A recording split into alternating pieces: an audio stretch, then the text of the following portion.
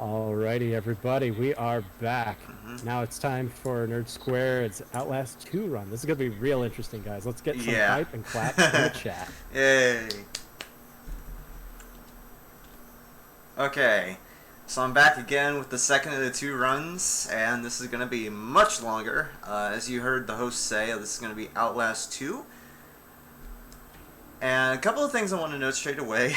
You'll notice there's two counters on the screen.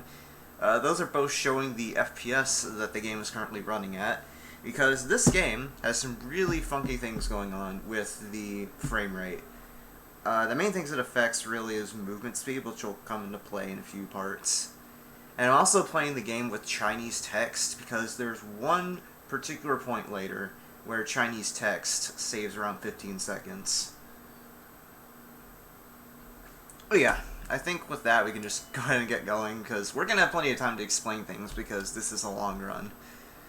So, the normal speedrunning thing, of course, is to start from a new game like I did with Among the Sleep. But we're actually not going to do that this run.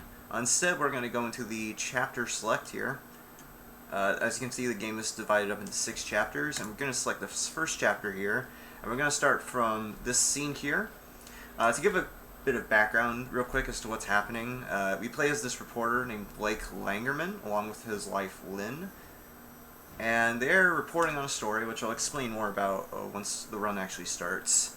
And they crash here in the Arizona desert, just to give a bit of context as to what's happening.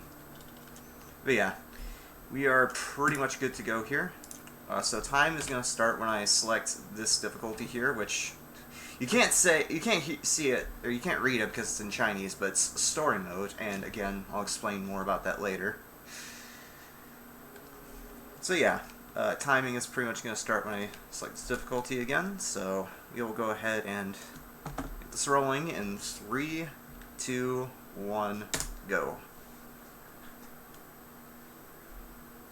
Alright, so as said, we play as Blake and his wife Lynn. They are reporting on a missing persons case that has led them to the Arizona desert. Weird signal though, like a weird pulse, causes their helicopter to crash. And of course we're right here in the wreckage, so we're going to try to get out and find their wife. Have a bit of a QT at the start here.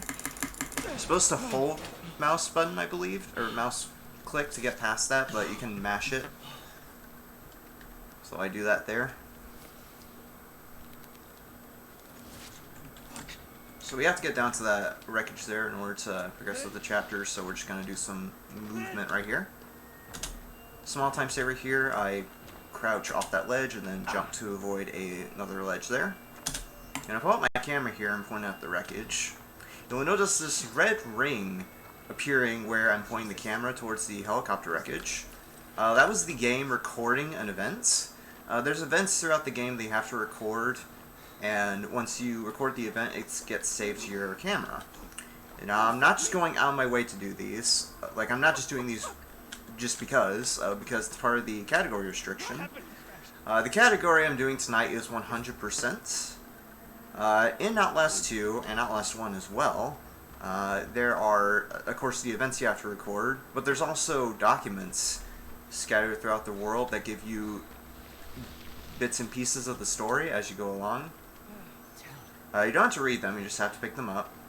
And there's 107 total of those two types of collectibles, recordings and documents, across the whole game. There used to be 105, but a patch 3 years ago added 2 extra recordings. So we're going to get those 2. And there's a lot of interesting routing involving getting those documents and recordings in an optimal manner. There's a lot of cool glitches and fun movement dodges and strats, fun movement strats and dodges rather, that we're going to do. In fact, one interesting strat in particular actually comes out of a rather undesired mechanic in this game. So in Outlast 1, you had infinite stamina the entire game. You could run as much as you'd like. With this game, however, you don't have any stamina, or you do have stamina, but it lasts for a very limited amount of time. It lasts for about 20 seconds total, until you have to like wait a second for Blake to catch his breath. So what we do is, throughout the run, you'll notice checkpoints that will appear by some text appearing at the bottom left of the screen. Throughout the run, whenever I hit those, I'm going to save and exit, which not only reloads stamina, actually, but it also allows for some save warp strats, because how the checkpoints work is each checkpoint in the game has a default spawn point, and if you reload a checkpoint, like off of that, like I'm going to do right here, each map has like a default spawn point puts you at, and saving and exiting and reloading that checkpoint puts you at that default spawn location. And in some cases, it allows you to kind of warp forward in the map a bit. So we use that for some minor time savers throughout the run. Conveniently enough, reloading a checkpoint also refills your health and your stamina meter. So we're going to use that throughout the run to refill those two things as well, so we don't have to waste time healing and waiting for Blake to regain stamina. So that woman you saw there with the pickaxe, that's the first enemy of the game. Her name is Marta. Each chapter of the game kind of has some sort of threat they have to deal with, and for chapter 1, it's Marta. She's this tall, slender woman who runs around with a pickaxe. She's kind of the ruler of this village area that we're going through right now. God must be dead. And we'll encounter her a few times. That's not the only time you'll see her.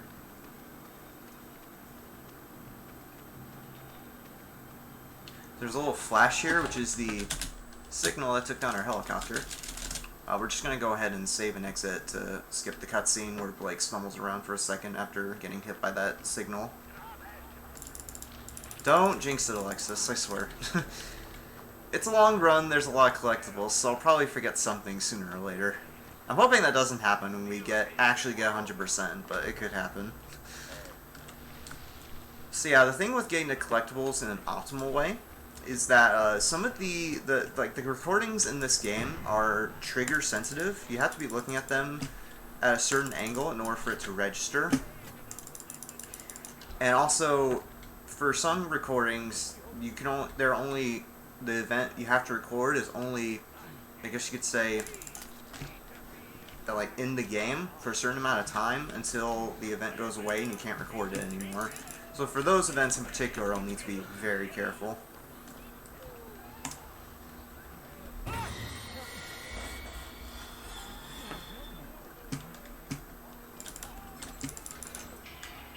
You also notice on those past couple of doors I did a crouch glitch.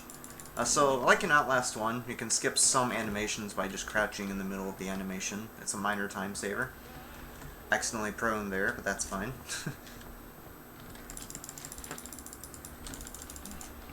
So that's the last document of this compound here. We're just gonna hop out this window here. And hey, there's Lynn. There's our wife. We're gonna meet up with her in a second.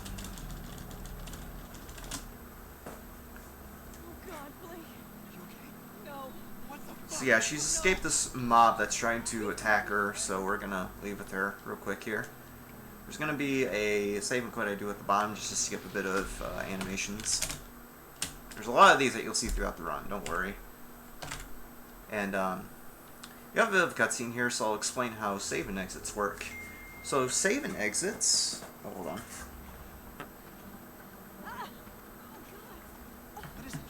on. How save and exits work in this game, in Outlast 1, how it works is, you of course save and exit like I did, and when you get to the main menu where the continue option is, you can just mash enter, and you select the continue option straight away. It doesn't work like that in Outlast 2, you can't just spam the key. Instead, what you have to do is you hold down the key, which we do by holding spacebar, and that lets you, and if you let go at a certain moment after the main menu loads in, you can select the continue option straight away that way. So there's actually a bit of technique to it, and it takes a bit of getting used to the timing, but it's not too difficult. Something else I do want to mention, by the way, which I meant to do before the run, but I forgot to. I do want to give a bit of a warning with this game. It does get pretty graphic at times. There's some points where there's some gore, nudity, and violence, and I'll be sure to warn you when those cutscenes happen. And there's also quite a few cutscenes in this run. This game is a lot more cutscene intensive than Outlast 1. It's just a thing you gotta get used to with running this game. We can actually skip this particular cutscene by doing an out of bounds. However, when Red Barrels, who is the developer of this game and Outlast 1, was making this game, they put a system into the game where if you skip too many checkpoints, the moment you hit another checkpoint after that, the game will just kill the player. It doesn't. I don't even think it actually assigns a damage value to the player, like taking all of your health. It just says kill the player, which definitely isn't very conducive for going fast. But there's still we can still sneak some out of bounds in here that you'll see later. Pretty great. And this is another one of the antagonists appearing here. So this game, as you might have noticed a little bit of in this opening section, there's some like religious overtones with the plot. So in the plot, there's kind of two factions of a cult that are going around. There's a Christian-like cult, which are the people that you saw at the beginning that we were running past. And then there's what are called the Scald, which are basically like rejects of the Christian cult. And then there's I forget what they're called, but it's the cult. It's the cult led by this character right here that we're going to meet in a second, whose name is Val.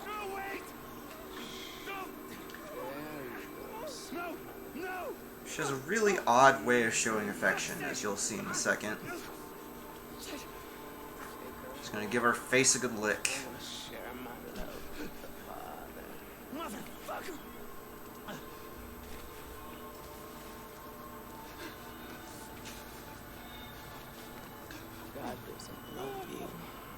Not like I do. Keep that line in mind for later as she licks her face, because that's going to appear in a later section.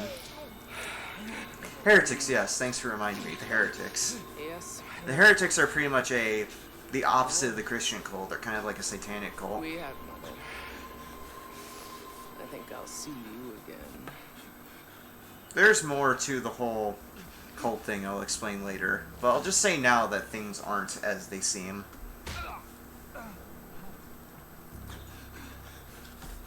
Alright. So now that we're out of that cutscene, we're gonna do a bit more movement to get to the first school section. So what happened with the signal that caused our helicopter to crash, it's actually a radio wave that causes any listeners to hallucinate their worst fears. And in the case of Blake, he hallucinates going back to school, oddly enough. So there's a few sections throughout the game where we'll kind of flip between the real world and the school that's in Blake's hallucination. We're going to come across one of those in a second. Something else. These guys you can ignore. For the most part, enemies in this game, at least in this run, aren't actually that big of a deal. We play on story mode, which is the easiest difficulty for this, and on story mode, the enemies are extremely passive. Like, they hardly ever go to attack you. I'm sorry I have to do this. And even if they do, they hardly do any damage, so they're not too huge of a worry. I'm so sorry. Just So you have to record this chalkboard. remember this. Then I'm going to grab this note on the desk, which will trigger the next section. There's going to be this guy here who we later find out is a teacher in this school named Father Loudermilch. After a few seconds here, he's going to run through the hallway here. And the force from the run here would push us back, but if you hide in a corner there, you avoid getting pushed back, which would waste a few seconds or so if that happens. Gonna run through the snow here. The gate conveniently opens for us. Oh no, well, we're gonna fall through the ice here. Alright, so... Oh wait, I don't have the tool open. Whoops. 1 second. I should have done this before the run, but I forgot. Alright, hopefully it works. Who are you? My name's Ethan. Hello? Are you one of them? Should work, I just turned it on. And which side are you on? Did I accidentally pick normal? I'm pretty sure I didn't. I'm positive I picked story mode. Seen too much to keep the faith. But you're not one of those other ones. You know, let's go in the menu to check. What the heck? How did I accidentally pick story mode? Or normal mode? It's okay. It's okay, it's fixed.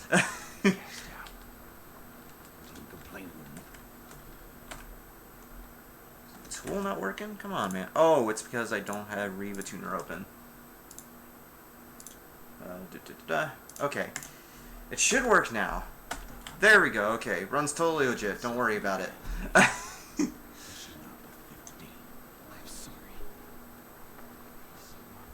Did I... He Perfectly legit. Nobody needs to worry. Yeah, it's all fine. So what I meant to enable there was this tool that we use now in speedruns, where we limit the FPS to 60 during the sections like this where we're like stumbling around for a second. Because these sections in the game where you stumble around following an NPC or whatever, they seem to play nicely at lower frame rates. And because we play at higher frame rates for this run and for this game, we have to limit it to 60 to make it more fair.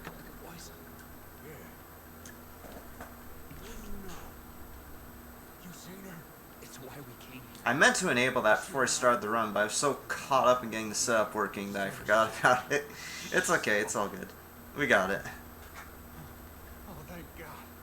Oh, thank God. Thank God bless you. Okay. Come on. Get you inside.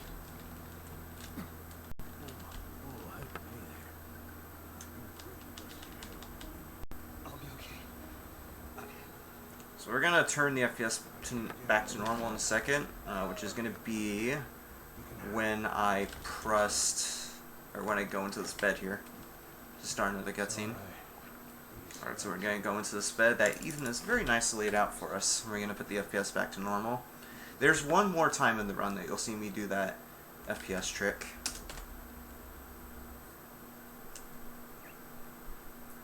So you have a bit of a waiting section here while we wait while we see Ethan get killed by Marta. Ethan, by the way, is an NPC that helped us in the house there. He's gonna get killed by Marta in a second, and we have to wait for a bit while that happens. So if you have any questions or things you want to read out, this would be a good time. I just wanted to remind everybody that this is a charity stream. We are here to raise money for the Heartland Animal Shelter. Just like to remind everybody that you can type exclamation point to donate to get the donation link. Oh my gosh, exclamation. Sorry, go ahead. I saw that prediction. Who put that there? Oh my. I bet that was Alexis. Oh, I bet you're right. Anyway, like I said, wish list if you want to donate supplies. Wish list if you want to donate supplies. Donate if you want to donate monetarily. If you donate monetarily, we can read your donation message off if it's family friendly. Everything is tax deductible. So, thanks so much. You send sense to the night. Please just let me talk to now. Nowhere. The outsider. Hi, Marta. You're not meant to see. Martha. Yeah, you're not meant to see what's happening above the boards here that you're standing below. But if you stand in certain spots, you can see a close look at Marta here.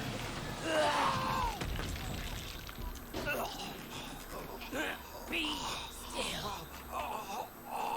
Since it seems like we still have a little bit of time, you cool with answering the question? Sure. Take your How'd you get into speedrunning? Oh, speedrunning in general. So back in Or 2000. speedrunning this one? Oh, this one. Okay. So Either way. Yeah, I'll just go with this one, with this game specifically. So it's pretty much just because I was a big fan of Outlast 1 and speedrunning it for a while, and of course the sequel is coming out, so I'm gonna speedrun the sequel. That's really all it comes down to. Gotcha. Yeah. I've never actually played either one because Yeah. they seem a bit intense for me. Yeah.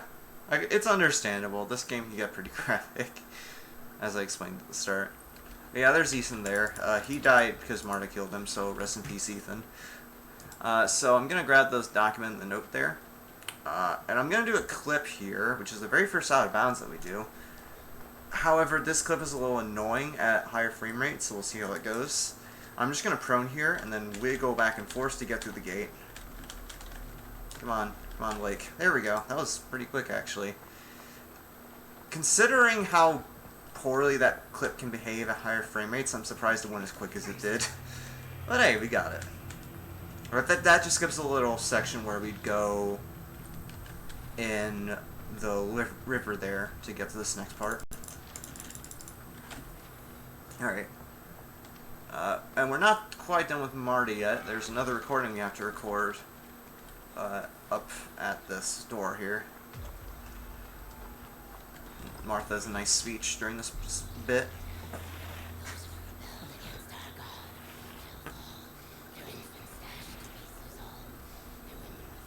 So we're not going to see too much of it because we're speedrunning, of course, but there's a lot of really good dialogue in this game.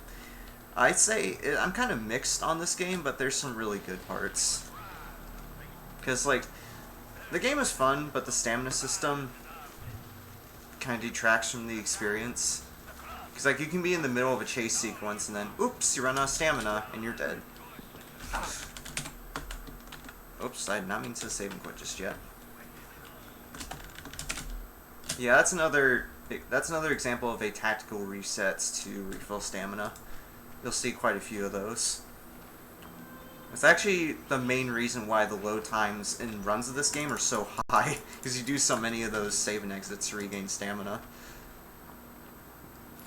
Because typically in an Outlast 1 run you get maybe 1 minute tops of loading times. In this game you have around 4 to 6 minutes of load times, because you do so many save and exits.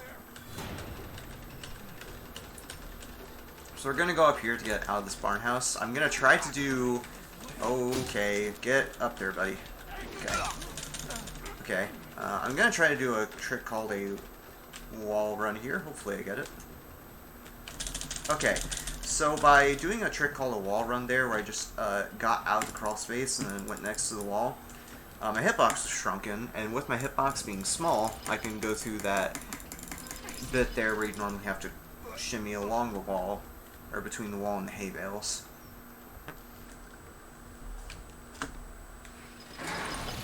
Save and exit there as soon as you get hit by that thing, because getting hit by that thing triggers a checkpoint.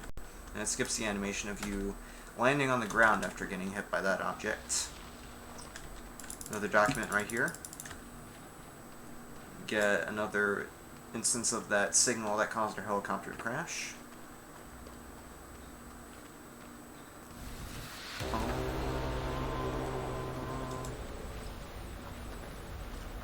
It's another one of those position-sensitive recordings. Yeah, you can't go any farther than this, otherwise you'll not get the otherwise you won't be able to get the recording. There's another trick you'll see right here. It's a minor thing that we only use a few times, but it's something called a ledge run. Basically, if you run at a ledge and then look behind you as you get to the ledge, you will, instead of shimmying across the ledge like you're supposed to, hold on, need to try that again. There we go. I think I was at a bit of a wrong angle, so I was like sticking to the ledge instead of running across it. Oh my god, I can't get this ledge to save my life. Hold up.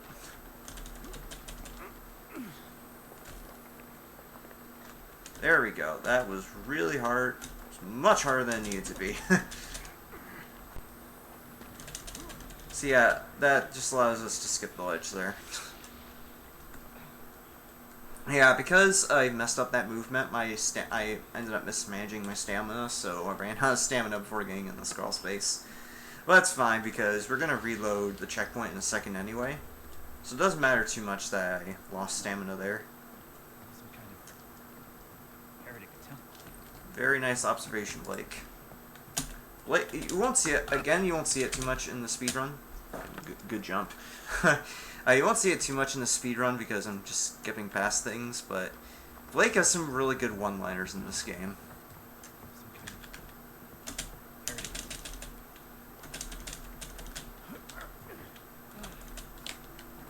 of heretic. Okay. So I'm going to reload there. I technically don't run out of stamina there, but it just gives me enough stamina to get through this section without having to struggle bug, as I call it. which is basically running without stamina.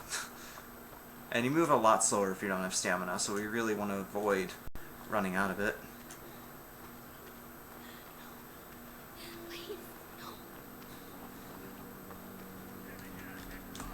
You have to record this village in the distance, and then there's a ledge right next to me that I'm going to do a slide off of, which is a new movement option that they added in this game. Of course, there's normal crouching, as you might remember from Outlast 1, but with this game as well, if you slide or if you crouch while running, instead of crouching, you'll do a slide. And the slide can be used to get past enemies and avoid hard falls in some cases. So you'll see that a few times throughout. I also did a quick reload there to not only regain my stamina, but also regain my health. Because from that fall I just did, you lose a lot of health. This area in particular has some pretty interesting routing when it comes to the save and exit optimizations I talked about before. Because we're going to get a lot of collectibles here, or a lot of documents here specifically. And we're going to use save and exit optimizations to not have to run as much throughout this village section.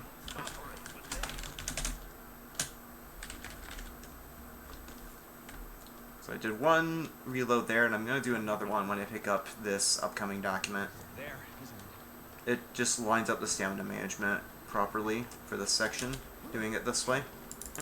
So yeah, I'm going to go in here, go ahead and grab this collectible over here. As soon as it triggers, which you can see by the camera icon appearing on the screen, I'm going to reload. And it'll put me right here at the edge of the village again, so I can just run through here without having to go out of my way to get it.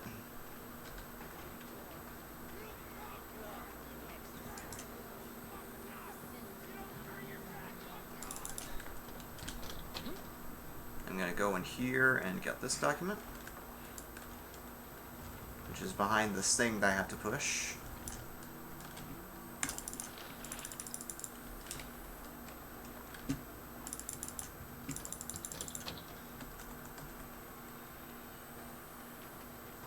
By the way, that poll, was it for real time or game time?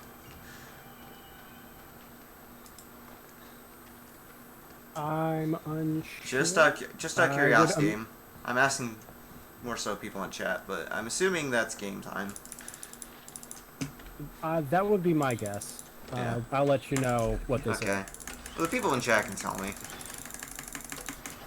Alright, so I'm going to open this generator here so I can get access to an elevator at the edge of the village. I'm going to reload again here for more stamina.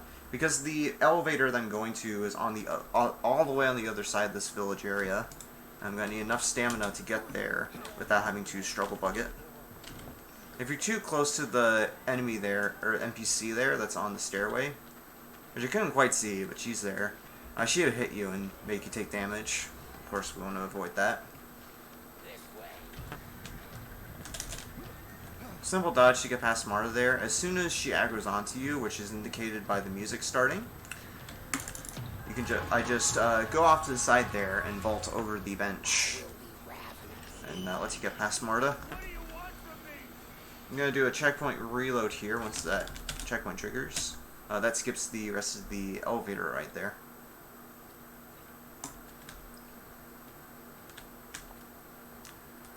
Going to come across another school section in a second, and we're gonna have another one of those quick time events where I mash the mouse click button to get past it. Much like the actually for these quick time events where you have to mash the left click button or whatever button you're playing with, depending on which control style you use, it's actually fastest to yes, I am Alexis, I'm doing the out of bounds, on the depending on which control style you're using, it's either a button or left click. It's actually for those quick time events where you have to mash the button. It's actually fastest to use the scroll wheel on your mouse. But I like to do it by just mashing the button, and it usually works for me. Because there's this music box we're going to have to do a Jack-in-the-Box style motion with in order to progress. Just do this QT here.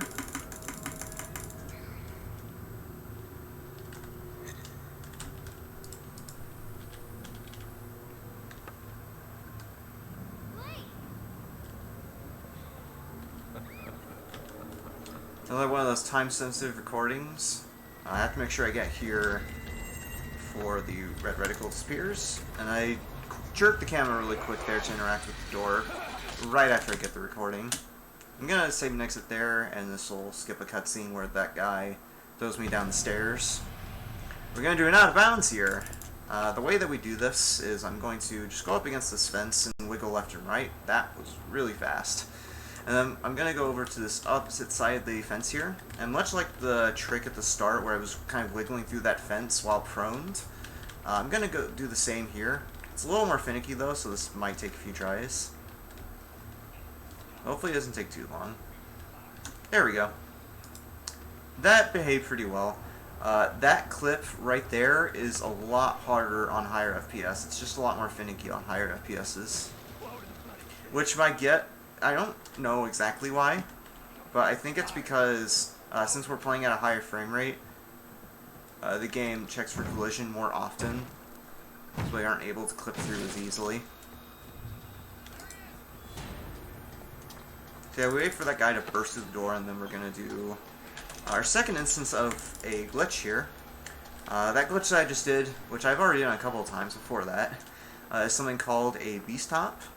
So what you do for a beast hop is you go up against a thing where you have to push the object, and then you side hop in a diagonal direction, usually up left or up right, and then while you're in the animation of side hopping, you mash left click to interact with the object, and that'll end up pushing you through the object.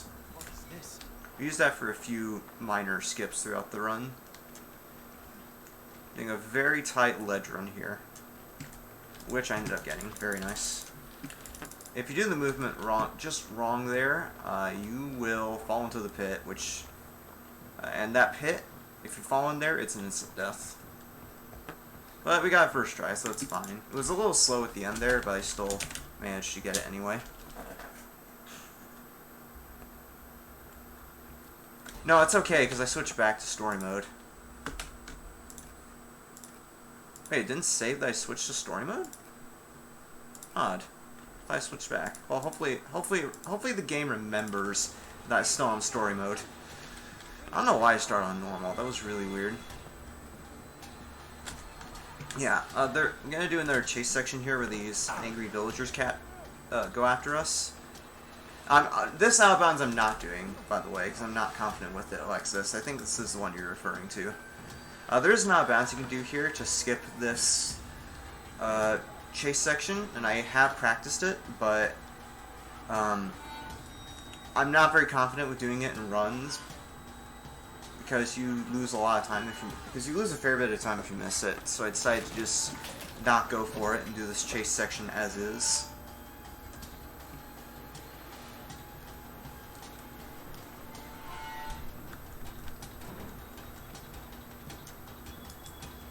You got some pretty good lines during this chase sequence, though, from the villagers.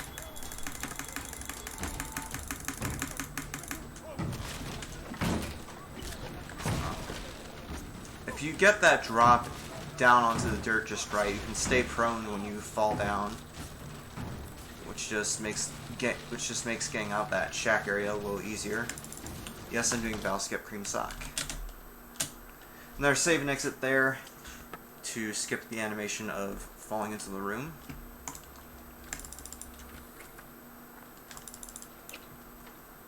Gonna go in here and grab this document.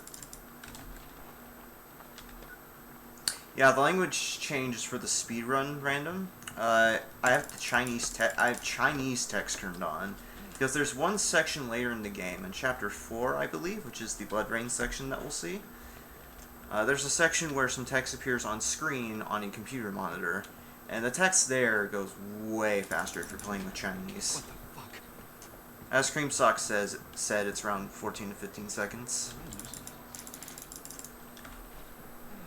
Fancy optimization right here. Instead of falling there, I'm going to slide, and it lets me get up a little sooner. I did take damage from that, but I'm going to reload in a second once I get over this fence. This is a new puzzle mechanic that the game introduces. We have to push this cart in order to have a platform to jump on top of in order to get over this fence. And this will be a little tricky in a second because we are going to push one of those carts again to get over a fence while Marta is chasing us. Assuming the game is still on story mode, I'll be able to get it, but if the game switched back to normal, we might have problems. Just a couple of save and exit optimizations there to get back to the start of this map without having to run back. So I'm going to grab this last note here, and then we're going to do the cart skip. Well, it's not actually called the cart skip, that's what I called it in the moment there. So we're supposed to avoid Marta while we're pushing this cart. Let me just double check that I'm on story mode. Yes, I'm on story mode, okay. Just want to double check. Okay, so we're on story mode, so I can do this trick. So we're going to push this cart here to go over that gate on the other side. And we would have to avoid Marta while doing this, but since we're playing on story mode and we can tank a lot of damage from Marta, we're just going to we're just going to go straight over and not have to worry about Marta. She's going to swing at me 3 times here. Once she swings the 3rd time, I'm going to let go of the cart and try to jump. There we go, there's the 3rd swing, so I'll go for the jump. Okay. I'll just reload and try that again. That's actually the first time I've ever messed that up. That's okay, we can just give it another shot. So, like, what happened there was, of course, I pushed the cart while she was hitting me. I misjudged when I was supposed to let go of the cart. So I ended up not having enough distance to jump and grab onto the gate. So I just completely whiffed it. Actually a lot closer to the gate that time for some reason. But yeah, we got over. And I'm going to save and exit there as well just to regain some health. And there's a couple of neat optimizations we do here with some more saving and exiting. There's this document here behind this thing, but we're just going to, behind this bookshelf, we're just going to beast hop past it, and then save and exit, and I'll put us right outside.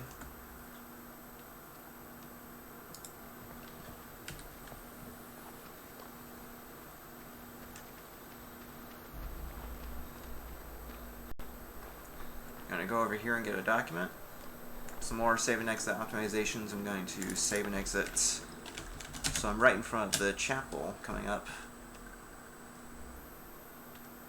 Yeah, there's a lot of weird things about Outlast 2, between the checkpoint killing and some weird oddities that we'll potentially see later. So if you bring the camcorder up as you run to the chapel, you will always get that recording. Don't have to worry about missing that one. There's another document here on this table. You have to hit a couple of triggers here to skip this cutscene. Or not skip this cutscene, but start the cutscene. So I'm going to trigger that guy's dialogue and then trigger the woman's dialogue by running back to the entrance. And then we have to hide in this pew for a few minutes while this cutscene plays. And there's going to be a recording at the end of this, but we do have to wait for a bit. And I'm actually going to go into my menu here.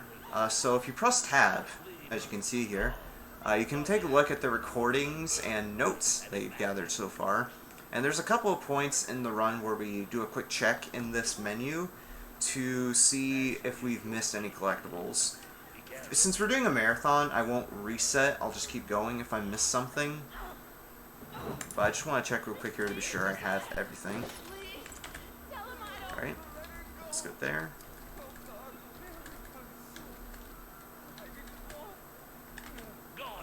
Yeah, Na's pretty good in this cutscene.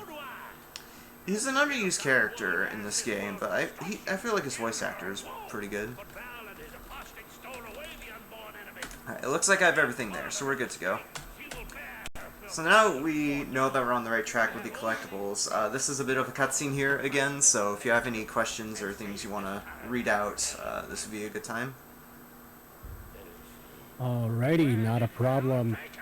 So we are all here today to help raise money for the Heartland Animal Shelter, and right now I want to talk to you all about who they are. Heartland Animal Shelter is a no-kill shelter founded in 2002 in the Chicagoland area. Their vision is to eliminate euthanasia for any adoptable animal. The mission is to provide a no-kill shelter for the care, humane treatment, and adoption of lost, stray, and abandoned animals, and to wow, I cannot speak today. Find permanent, loving homes for homeless animals and promote responsible pet ownership through education, community outreach, and collaboration while maintaining respect and compassion for all creatures. In 2020, they saved the lives of 979 animals, and they found homes for 1,002 dogs and cats. They're looking forward to saving more lives in 2021 through their partnerships with 11 different shelters in 11 different states throughout the country. So yeah, really good charity to be giving to. To do so, you can just do !donate, or if you'd rather buy them supplies, you can do !wishlist. Thanks so much. Okay.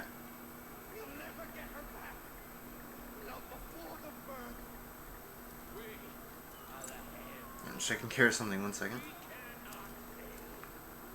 Not a problem. Yeah, I mean it's a cutscene, so I might as well look at social media. Fair enough. Yeah. Well, if we're boring you here, I can always ask you another question. No, that's fine. You can ask a question while I'm doing this. All right. So, how difficult would you say this game is to get into for speedrunning? Because it does seem to have some tech to it, so it seems at least somewhat difficult. Yeah, there's some skips that are kind of tricky, and there's some dodges that are kind of tricky. I wouldn't say it's too bad though. I don't know where Val took her. You don't ask me. Okay. So now that line of dialogue played, we can go add the pew. Otherwise, enemies would kill you as soon as you exit the pew. So yeah, that woman right there is just relaxing on that torture bed. Alright, so now that the enemies are gone, the cutscene is over, we can go ahead and leave.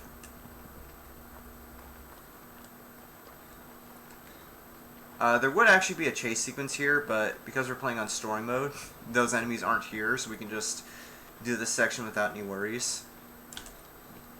I'm not doing no skip either, Alexis. I decided that one was too risky to do with where my PB's at right now.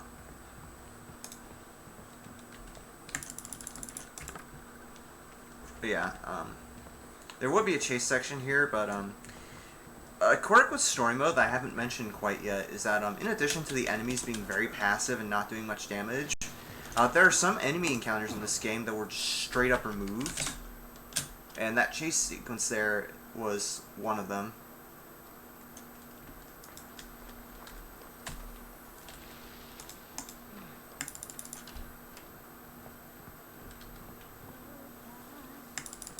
So we avoid that. Conveniently, when we get this document, there's a checkpoint that triggers, and it puts us right outside this window. Gonna wait for a bit just to avoid these enemies. There we go. Otherwise, it would aggro onto you as you try to get this document. Yeah, story mode is pretty much the game journalist mode in a nutshell. So yeah, now we got that document, we can go across this field. Because of the way that I did this area, where I didn't save and quit after getting that document, which is how I normally do this area, we're going to start struggle bugging it pretty early here. Luckily though, you can still speed yourself up if you end up having to struggle bug like this. You can just do some side hops like this. I'm going to hit the checkpoint pretty soon, so we can do another save and exit here to get our stamina back. There's a trick here where you can avoid this mill sequence, but it's a fairly tough out of bounds because you have to get it within a few tries because once you get the out of bounds, or do the out of bounds, which would be right after where I save and exit there, an enemy is chasing you the entire time, so you have very few tries to get the out of bounds before the enemy gets to you and starts damaging you. And once the enemy aggroes onto you like that, it's very hard to actually get the skip. And with where my PB's at right now, I don't feel comfortable going for that skip. So in my runs, I decide to not go for it.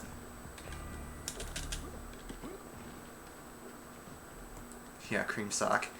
as I said, the stamina system can kind of dampen the experience, but we have ways around it with saving and exiting. So yeah, the outbounds would just let us skip right here to where we slide down that ledge instead of having to go in there, get the crank, and then lower the gate there to stop the water so we can go through the gate. Alright, oh, getting to that crawl space there is a little tight, but we got it. Yeah, high risk, low reward, exactly, playful. Because it only saves, I think, half a minute or something like that. So I just saved and exited there to get out of the room after I get that document, but I'm also going to save and exit right here. This doesn't actually save any time, it just puts Marta in a more favorable position for this dodge. So I'm going to lure her here by going to the left, and then I'm going to, oh, okay, I turned too sharply there, so I ended up getting caught. So what I meant to do there is bait Marta by going to the left, and then vault over this thing, and that lets us avoid Marta pretty easily. No, it's okay, we got Marta to skip that time. By doing this, actually we're just going to go into this warehouse here. I'm going to record this event as I go over here. We need this hook to activate a gate in a later section.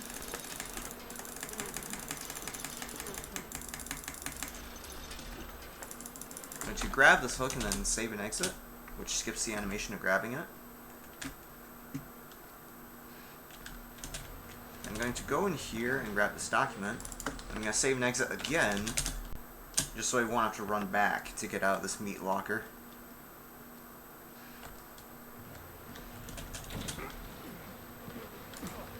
And I do a vault there just to skip running through the part of the barn.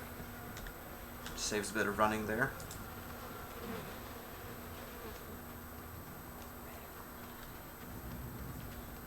I'm going to run back to the gates where we need to use this hook. We're going to encounter Marta on the way, but because we run so fast and she's very passive on this difficulty, she won't be any problem here. I thought I was supposed to open that door there, but I realized I could just slide through.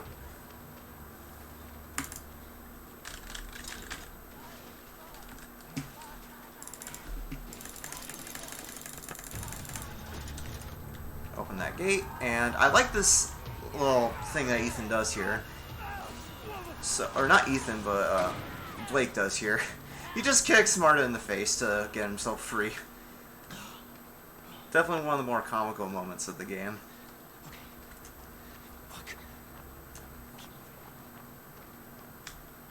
Oh, nice lamp there, thanks game.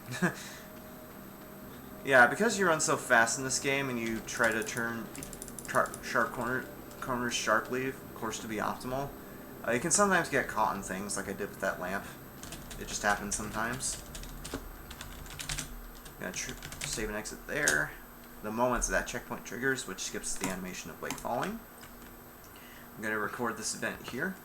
Fun fact with these events, the ones that happen in the school are technically hallucinations by Blake. So if you actually view the recordings of these school hallucination events in the menu, it doesn't show anything, it just shows a bunch of static. It's a nice Easter egg, I guess, that Red Barrel's put in. Nice little detail. Accidentally prone again. Yeah, for this game I have prone bound to one of my mouse keys, and so I keep hitting it accidentally. By the way, in addition to crouching in this game, you can prone, which is required to navigate through some environments later, and it's also useful for a trick towards the end.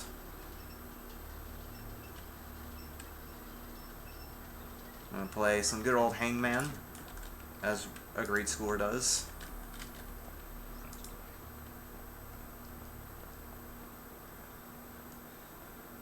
Then we're going to go in here. This section it's not a cutscene, it's more of an auto-scroller. We have to wait here while some spooky jump scares happen. And then once those spooky jump scare moments are done, I'm going to flick the mouse, because once I'm looking in a certain direction and I've moved around, the game counts you as moving around enough, jump scare will trigger where a ghost will appear and throw you across the room. So yeah, once these lockers are done flipping open and closed like this, I'm going to flick the camera, which I'll listen for with an audio cue. There we go. So I'm just going to flick the camera and make the jump scare with the ghost trigger.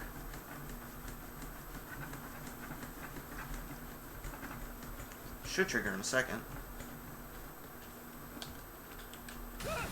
Yeah, the trigger for that is a little wonky.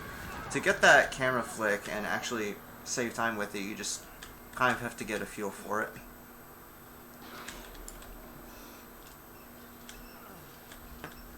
So once we finish this hallucination section, which we will in just a second, we're going to get to Chapter 2. Chapter 2, the antagonist for this is the Scald cult I mentioned earlier, who are kind of the rejects of the Christian cult that we met at the beginning. One particular enemy we'll encounter here is someone called, not someone, but a pair of enemies called Nick and Laird. I'd say Nick and Laird is one of the more infamous enemies in this entire game as far as speedruns go, because they have some of the most difficult enemy dodges in the entire game for all of the encounters that we see them. There's one in particular that I'm kind of nervous for, or two in particular, but I have fairly consistent methods for both of them, so they shouldn't go too awry. Quick ledge run there to skip that ledge. Thankfully that one's a lot easier than the ledge I was kind of stumbling on earlier. Now quick save and exit when I get that document. This just makes me face forward towards the bridge, so I can start running on this bridge immediately. This isn't okay.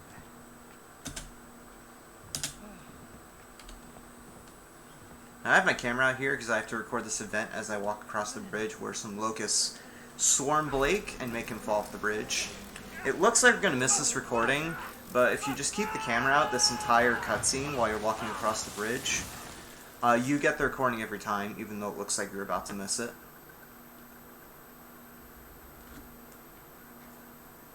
Let's die to the checkpoint killing. Yeah, very recently, actually, people have been working out ways to potentially skip this cutscene where you fall off the bridge. I mentioned before that you die if you skip too many checkpoints, but there is a mod we have in the community that basically disables the checkpoint killing, which allows for a lot more fancy out-of-bounds skips like you saw me do earlier near the fence. And I'm probably going to run that pretty soon. Once the mod is fully worked out and the skips are fully worked out. Because the skips you can do with the checkpoint killing not being a thing are nutty. So definitely look out for that if you're interested in Outlast 2.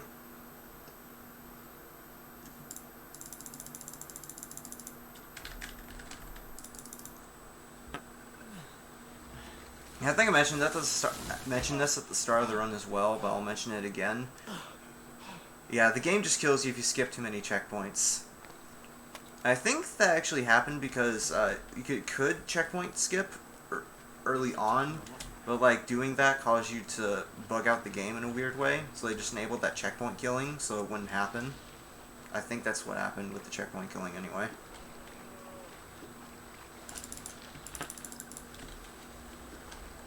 So yeah, that's why kind of why the checkpoint killing is in there. You're supposed to like tiptoe across the tree there, like a tightrope. But if you run along the very edge of the log, you'll do a run animation instead of a tightrope walk animation. And you'll see that a few times whenever I have to run up a tree.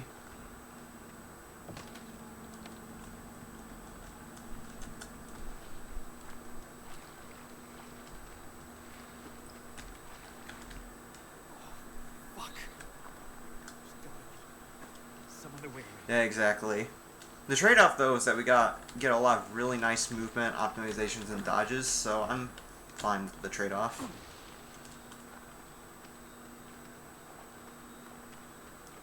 Stamina system, though, is still not too great.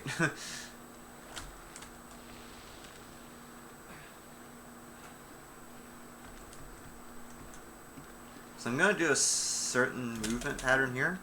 This just avoids a jump scare QTE where I'd have to basically wiggle the mouse to get out of the grip of one of the enemies in this area.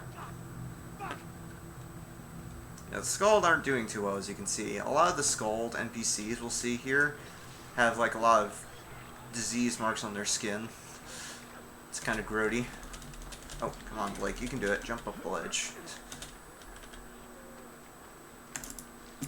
This game is actually kind of difficult to do optimally because there's so many optimizations that you've seen so far, and doing them really, really well is really tough.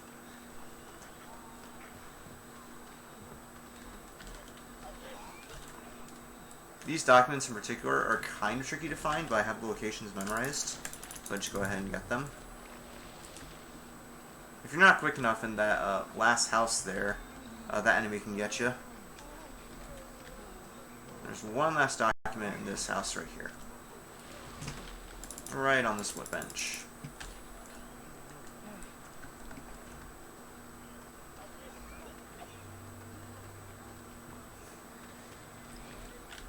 And this is another time-sensitive recording here, so I have to be careful not to move too much in order to keep the recording.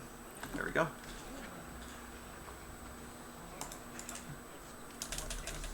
Yeah, this game, yeah, just thanks, dude, exactly.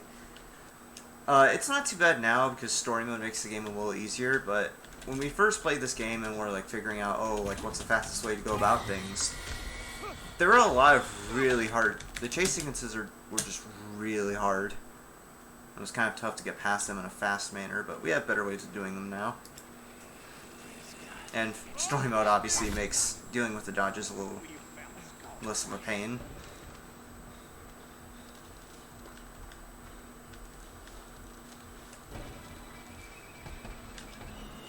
Because I lost health here, I'm going to do a save and exit. No, we do a save and exit there anyway, to skip having to wait for Father Loudermilch there, who is that NPC sitting outside the locker, but it's also convenient that we have low health there, because the save and exit that we normally do there to save time also ends up saving our health. So it ends up working out. Yeah, for this section we just have to follow Jess around the school. I'm gonna walk here just to ensure that I don't miss this recording. Because if you're on there, you won't have time to get the recording. Alright, so we're coming up to one of those cutscenes where it's kind of graphic and gory and whatnot. Because if you remember, I kind of mentioned at the start that this game has a lot of like religious themes with the plot.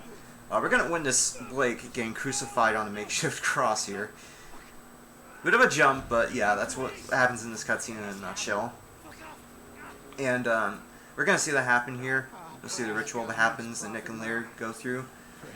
But while this is another cutscene again, so we have if you have anything to read off, this would be a good time to do so, and any questions as well. Alrighty, sounds good.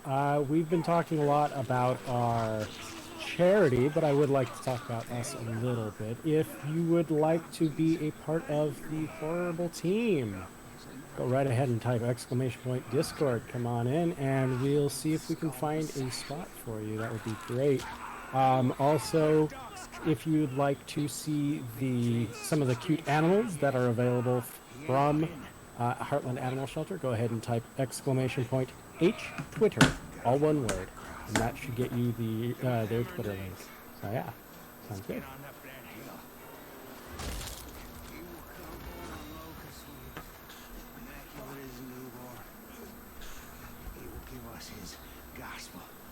Sacred words of his teaching.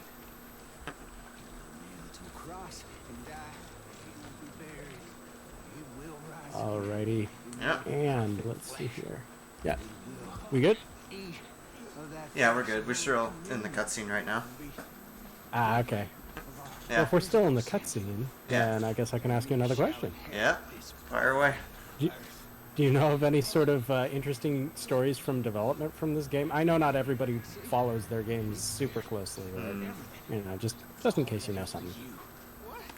So originally, this is not really a development thing, but kind of a speedrunning / development thing. There was a demo of this game that came out in late 2016, so around 5 months or so before the game came out. Just about, yeah.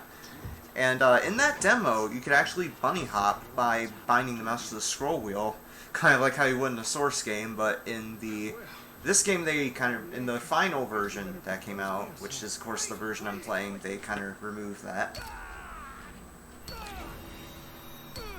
because Of course in they this, did. yeah, because in this version, the final version, jumping takes stamina, but in the demo version, it pretty much doesn't take stamina. As well, there's less of a cooldown with the jumps in that version. Because with this game in Outlast 1, there's kind of a cooldown between jumps, where if you finish a jump and are just spamming space, you have to wait like a split second to jump again. But in the demo, you can have that. But in the demo, you didn't have to worry about that. You could just B-hop. And that ends up being the fastest form of movement in that version. You can bunny hop in this version, but you have to modify the game files so that jumping doesn't take stamina. And there is a category for that called 80% no stamina. Not for bunny hopping, but there's a category in this game that kind of removes the stamina cap to make the movement system a little more like Outlast 1. It's not the main category probably because it involves modifying game files and people prefer to run the game in a vanilla way. But the option is there if the stamina system makes you a little, I don't want to say intimidated, but intimidated, like if the stamina system intimidates you from running the game with this category, like with the normal categories, the no stamina option is there. As well as no checkpoint killing, which will hopefully become a category pretty soon. That allows you to do the fancy out of bounds without having to worry about the checkpoint killing. Alright. So the crucifixion cutscene is pretty much done. We have to free ourselves from the crucifix here. And once we get out of here, I'm going to do another one of those FPS toggle things like I did during the tried to remember to do during the Ethan walk at the very start. Because, again, it just makes the FPS, the staggered sections where Blake staggers like this a little more fair. So I'm going to toggle the high FPS there, or FPS, the 60 FPS cap there once I get off the crucifix. And I'm just going to go over here. Because I need to get a bandage to heal myself in order to actually progress through the game without stumbling around like this. Now there would be an enemy here if you're playing on normal, but we're playing on story mode, so the enemy isn't here. So we just go right over here, get this bandage. We're going to go over to a safe spot right here behind these huts, which is conveniently where we need to go next. And then once I start the heal, I'm going to remove the FPS toggle to go back to normal. And that's actually the last FPS toggle we do in the run. There used to be one point towards the very end where we would also use the FPS toggle. But it turns out that proning through that section is faster instead of using the FPS toggle. So you'll see that when we get to that point. Also, for anyone who's curious, I have my load remover timer up right now, and we're about 3 minutes behind. Which is still a pretty decent pace. I'd say that's still decently far underestimate right now. Like, I gave a pretty generous estimate, relatively speaking. So we shouldn't have too much trouble with staying underestimate. The method that I do for Val Skip now, though, I'm not entirely used to, so we could potentially have some trouble there, but we'll see.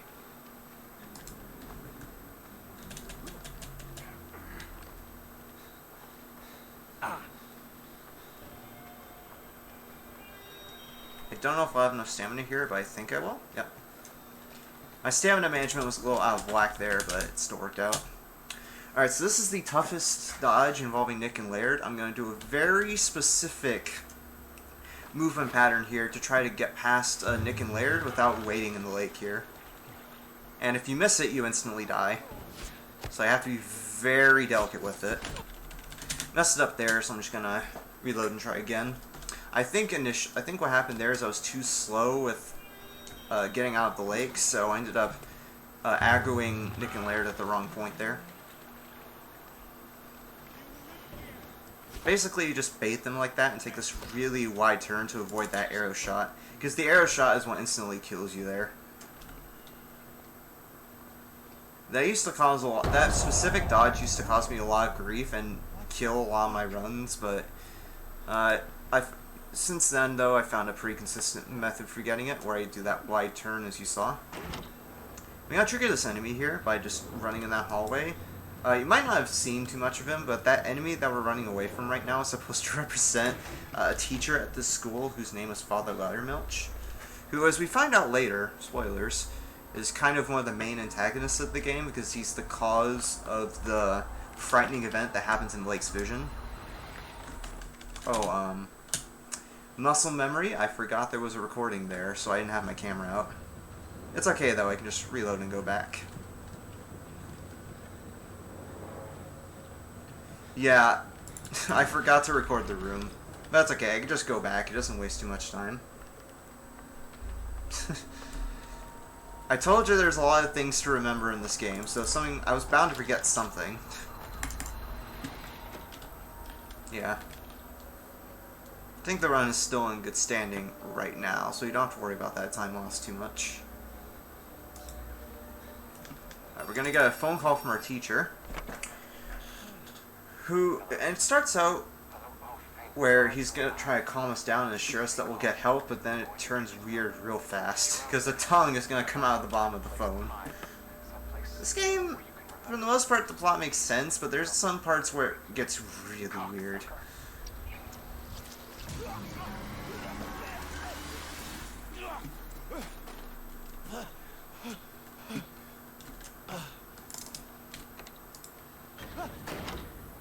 Yeah, we got that event with the phone, so now we're just gonna follow Jessica here, who is this girl that we've been following throughout the school sections.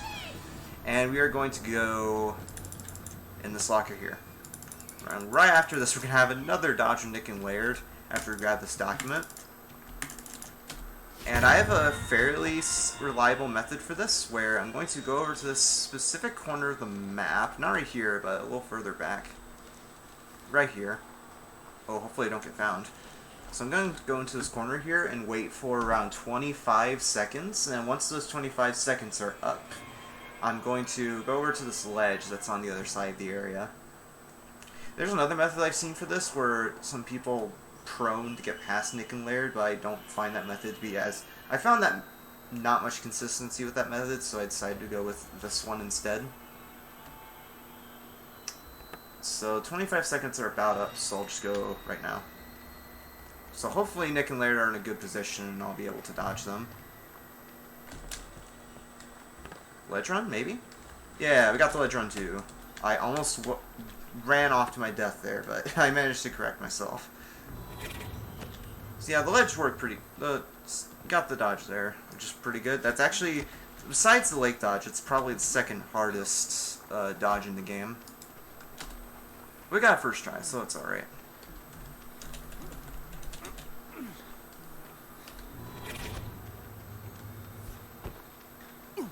Ow. Yeah, hit a cactus there. Tradition with Outlast 2 speedruns, you gotta hit at least one cactus or else it's not a real run.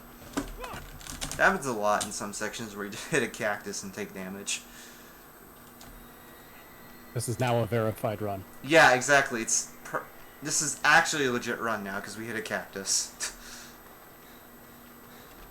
Okay. Yeah, we lost around 40 seconds there. Probably mostly because I missed the lake dodge, but it's fine. We have another cutscene here because this game has a lot of cutscenes, but it's pretty short. Nick and Laird are gonna literally bury us alive here in this makeshift coffin.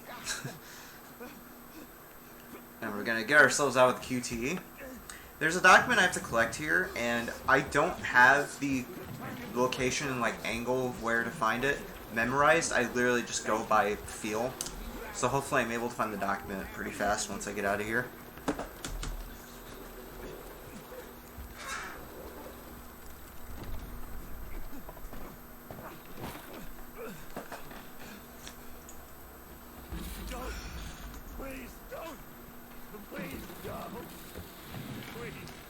Actually, we do have time for a couple of donation or question related things if you want to read them out. Alright, not a problem. So, a little bit more about you personally. What else do you like to do for fun other than speedrunning? I like to play piano occasionally. I take lessons for it every week or so. It's not my main thing because, of course, speedrunning is, but I like to do piano from time to time. Nice. Playing an instrument's Yeah. supposedly really good for your cognition, so that's Yeah. good. So if people came away from this run knowing one specific thing about you, what would you want it to be? One specific thing. It could be about you, or maybe the run if you have a little bit of a block there. I'll think about it. I'll mention it later if I think of something. Because right now I have to find that Sounds document good. I was talking about. It's around this angle, I think. There we go, I found it pretty fast. And there's this recording I have to get that's over here. I have to record the barbed wire fence I fell into. So I just have to go over here a quick second. I think it's right here. Yeah. Like I said, I don't have the location for all these like collectible things memorized. So there may be some fumbling around here and there during the run. But I think it's over here, actually, because I got lost. There we go, it's right here. Got lost for a second, but I managed to correct myself. Alright, night, cream sock.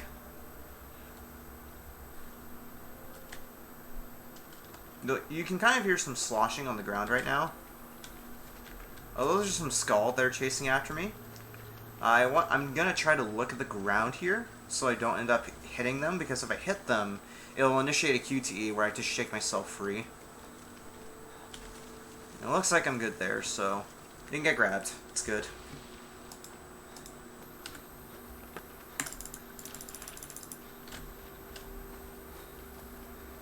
Have another recording right here. This guy unfortunately fell victim to the scald, so he's just kind of chilling there.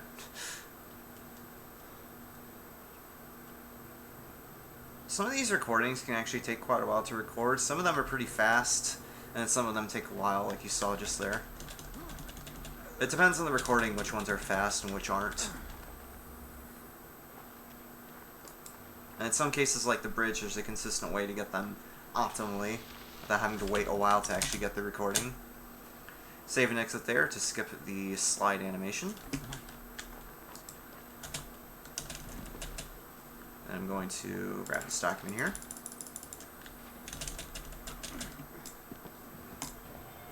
We're going to run through this another sort of village section here, because there's a boat we need to get access to the next chapter, but we need a rope to rappel down to where the boat is. So we're gonna shake this tree free of its rope right here. And Blake says a funny thing actually once we get the rope, because right now the rope is tied to a body that was hanging from this tree. And Blake kindly thanks the dead body for giving him the rope. It's really funny. It's just one word too, which makes it even better. Thanks. Thank you, dead body, for giving me your rope. I will leave now.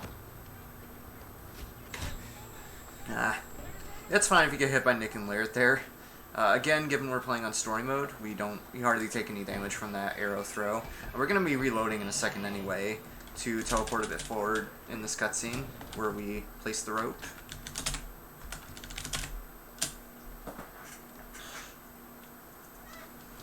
Alright. This is actually kind of funny as well, because Nick and Laird have been chasing us this entire time, and they're going to try to get us while we're rappelling down here.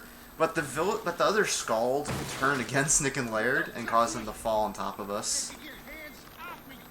And you have to record them afterwards too, so you get a nice long look at Nick and Laird here.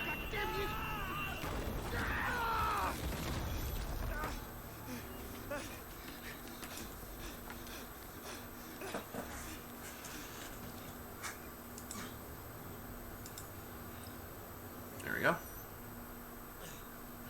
So yeah, enjoy. I believe I know the pair's named Nick and Laird, but I don't know each individual character's name, so I'm just gonna assume that guy right there with the tiny head is Laird, or Nick rather. No, actually, I think Nick is the one that Laird rides on. I know the pair. I know the name of the pair, just not of the individual characters. Alexis and Czech could probably tell me. Yeah, I answer another school hallucination here. Not too much going on with this one, but there are some movement optimizations I'll be doing here, mainly revolving around the Save and exit trick that I talked before. I think it's the big one, there's the small one. Okay. Got it. So once I enter the store here, or not once I enter the store, but once I enter this store, another save and exit. This makes me face forward without having to turn the camera, and it also gives me more stamina. And we're going to go back and forth here with the ghost of Loudermilch. First we're going to trigger him at the bottom of the stairs, and then at the top. And a small time saver here that we do on the second pass going down the stairs. We climb there and drop down instead of running. Saves a few seconds. The game hitches there when I don't open that door. I don't know why, but it always does that on that specific door. There's no... As far as I can tell, it happens every time. There's no real way to avoid it. And climbing down that ladder there always disorients me a little, so I have to, like, take a couple of seconds to figure out which direction I'm facing before I start moving again. I'm going to get a recording here of another hallucination, and then once I get this recording, actually, I'm going to have to concentrate for a second, because this next section, we're going to chase Jessica around completely in the dark, and I'm going to have to listen very closely to some audio cues to follow Jessica. So I'll just need a second here. Jessica! Here. Jess! Hey! Stay still. Don't call the sun. Look down, bud. Little one. The light of light. Jessica! This Do you hear me? and shed from the presence bright. I need not fear, if thou art near. Thou art my safe, kind of dear. Wake, stay still. Don't call the sun. Look down, bud. Little one. The light of light. Keep me this night, and shed from thy presence bright. I need not fear, if thou art near.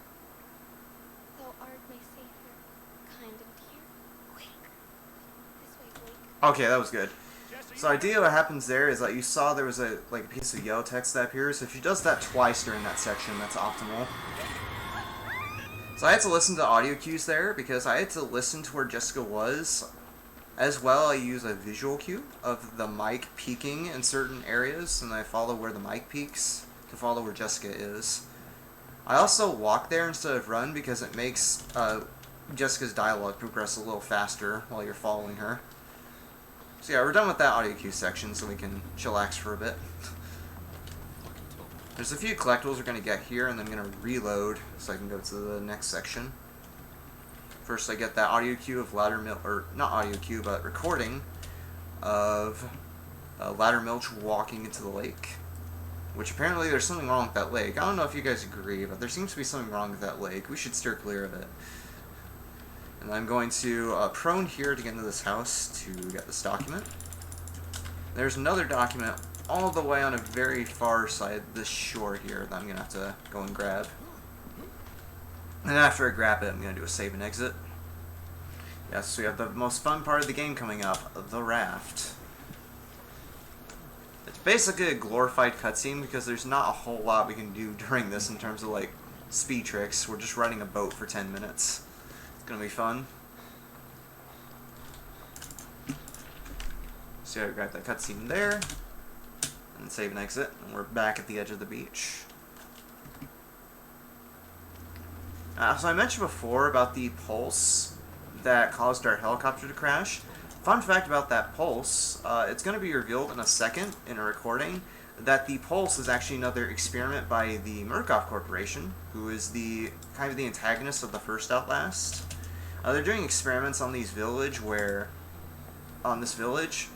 they use the pulse on the citizens of the village in order to induce hallucinations on them and gauge how the pulse affects people. And as you can see over the course of the game so far, it's caused things to go very awry. Because they've kind of gone crazy and formed cults at this point. And that recording I just got was kind of showing the facility where they're blasting the pulse to the people in the village. Take a bit of fall damage there, but it's fine. When you land on the ground, there's two animations that can happen. There's either the hard fall, which you've seen a few times, or Blake can continue running but pick himself up. And the picking himself up animation is the one you want. Because you can still run, but also take a hard fall when that happens. I have to get a recording real quick of this rubble on the beach. And it works out that I do it here because it lines up the stamina management. That being said though, I will have to reload here when I get this document, because if I try to go back to the beach after getting this document, I will run out of stamina and have to struggle bug it to the raft, which is very slow.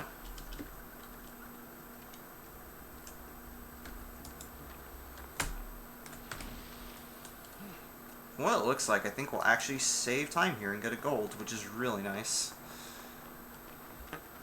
Kind of surprising to me considering how this run has gone so far, but it's pretty good. Alright, nice, we did get a gold. Alright, so now we're going to start the most fun part of the game, which is the raft section. So we suspect from the cutscene that we saw in the mines, or not in the mines, but in the chapel, that Lynn, our wife again, is caught, or being held by the heretics in the mines in the other side of the village. But between us and the mines is a big river, and so we're going to take this raft to get to Lynn. And there's not a whole lot you can do on this raft, because the only thing you can really do is optimize where you turn the raft when you get to bends in the river. And there's also a few collectibles we'll have to get on the way, so there's some optimizations with those. The thing is, though, you can't just use the camera while you're moving the raft. You have to be stationary on the raft and using the camera, so I will have to stop for a second when I need to record something. So like right here, there'll be a recording where some dead fish appear in the water, so I'm going to have to take my camcorder out for this and just wait for a second.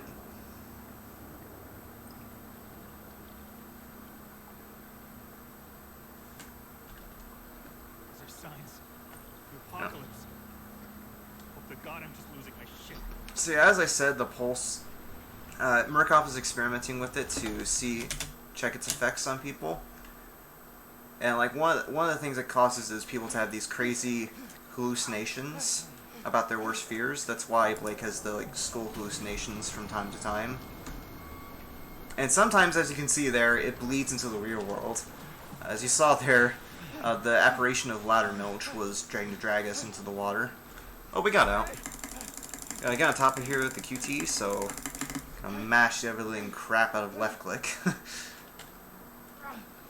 Again, it's fastest to do those with the scroll wheel, but the thing with the scroll wheel is that you can bind to the scroll wheel to interact and still play the game with the keyboard and mouse, but it makes doing general interactions when you're not needing to mash the interact button a little more difficult.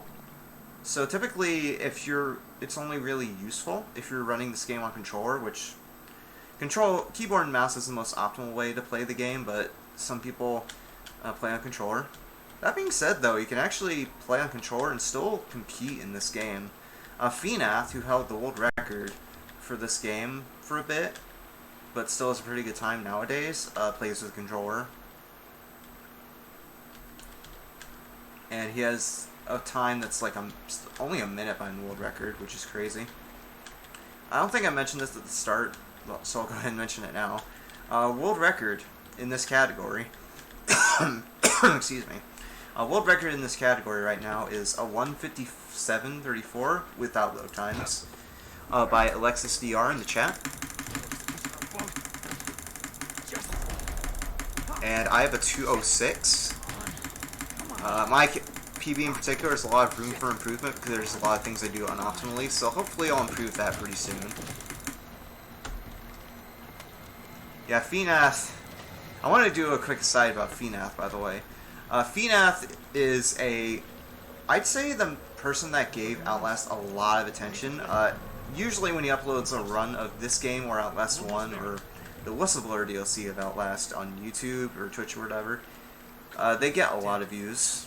So he's really helped the Outlast community get a lot of publicity. I don't want to say attention, but publicity.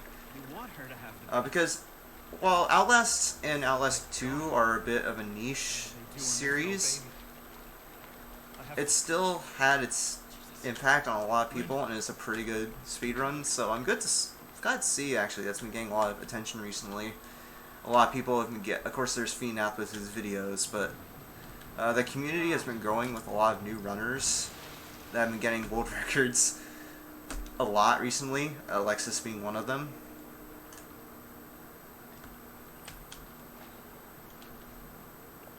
And as a person that's been running this game for a long time, it's been nice to see the community grow like that. Because I've been running the Outlast series basically since the first game released, back in like 2013, 2014. So I have a pretty long history with this series, because the first game was my main speed game for a while. So I've basically grown my speedrunning career around this game. Uh-oh. Like, what are you doing? Yeah, what happened there was I was trying to move the rafts. I was trying to hit my A key to move the raft to the left, but the community, or not the community, but my keys just locked up and wouldn't let me move right, or left rather. That sometimes happens in this section, and I think it only started happening to me when I played this game at high FPS. Also, I think I missed a collectible. So on that one part where the body fell in the water, I was supposed to record that event, but I'm not sure if I recorded it or not. Shit, the raft. Please still be there. I wasn't paying attention because I was explaining things, so I very well may have forgotten it. It's fine because this run's very far behind PB anyway, but unfortunate if I did. The raft. Just...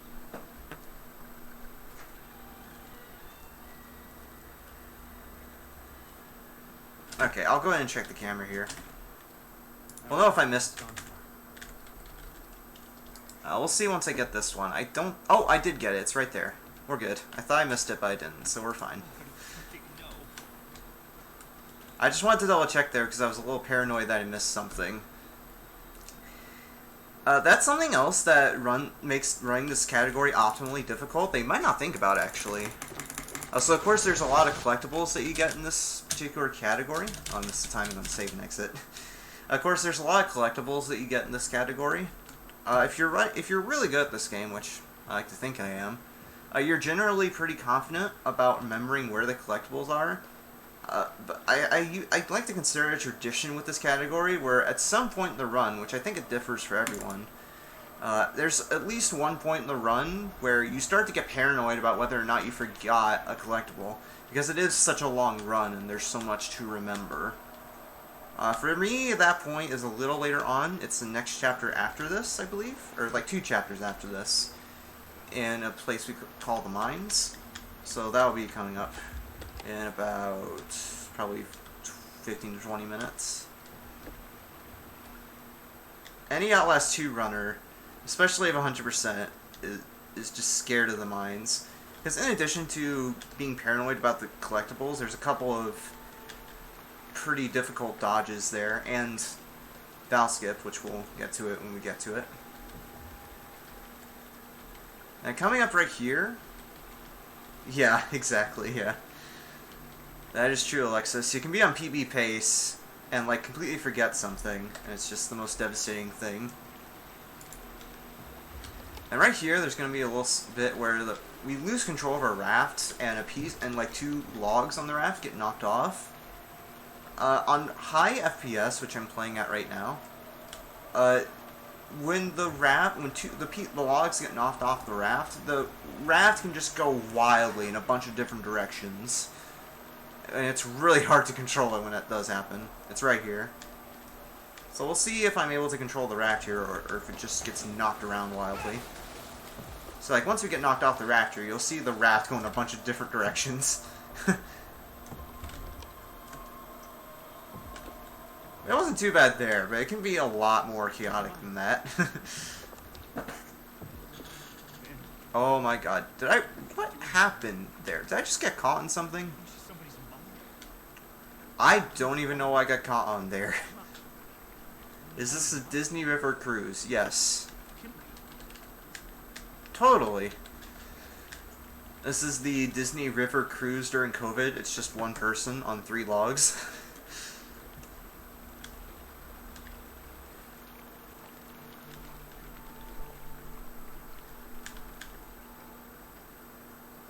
Yeah, once we get to the end of this draft section here, we're going to save and exit. Twice in quick succession. First, we're going to save and exit here to skip the animation of getting knocked off the raft. And then once we get dragged in the water here, the game's going to trigger another checkpoint that leads into a school section where we get chased by Loudermilch's apparition. So we're going to save and load there as well. We get tongued. There's a checkpoint. We'll save and exit there.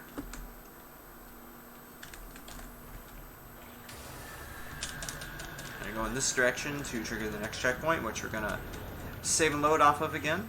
This time it's going to skip the animation of climbing out of the pool.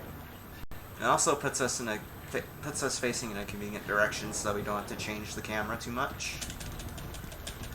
So as soon as the animation starts, the checkpoint triggers. So we save and exit there. And that will let us continue. There's one collectible we'll have to get here, a recording. Get a nice blood shower. I did say this game was going to get pretty graphic, and this is just a harbinger of what's to come. There's going to be a lot of red in this section, which is appropriately named. The actual name of this chapter, I forget what the names of the exact chapters are, but we'd like to call this section the Blood Rain section, because throughout this section there's going to be a bunch of blood falling from the sky. We're going to do a fun trick here known as door zoom. We're going to get blasted away from the store, and on high FPS, well, you'll see what happens. Oh. Failed there, so I'm just going to go ahead and retry because I really want to show you what this trick looks like. We refer to it as the door zoom for apt reasons, as you'll see here. There we go. Whee! So that animation where we get shoved away from the door gives us a lot of speed. And with high FPS, you get pushed away really fast from the door. It's not entirely free. You do have to press S with a certain timing, or backwards rather, with a specific timing to actually get the speed. But it's a fairly lenient window to get, so it doesn't take too much. It doesn't take too much practice to get.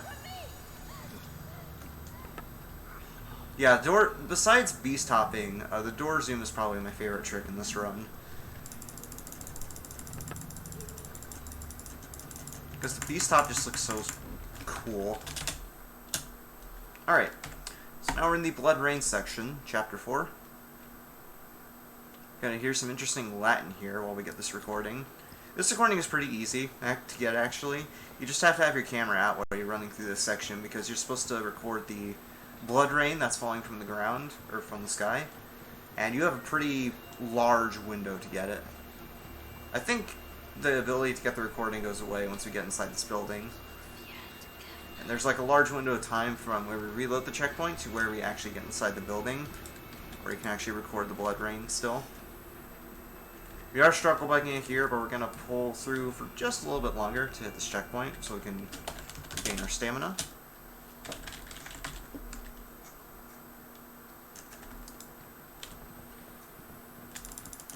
Yeah. Why is this game so FPS dependent? It just kind of is. Yeah, I said it before, but I'll say it again. The FOV, or not the FOV, but the FPS is dependent on the refresh rate of your monitor because of how the game works with the engine it was made on. Which for this game, I believe, is Unreal Engine 3. And the higher the FPS, the faster you move, because reasons. And so we just set the FPS to whatever the highest your monitor can run at. Which in my case is 144, and you can just run a little faster. It's not a huge time save, but it does save time over the course of the run. Yeah, Unreal Engine 3? Okay. I just want to be sure I was right there.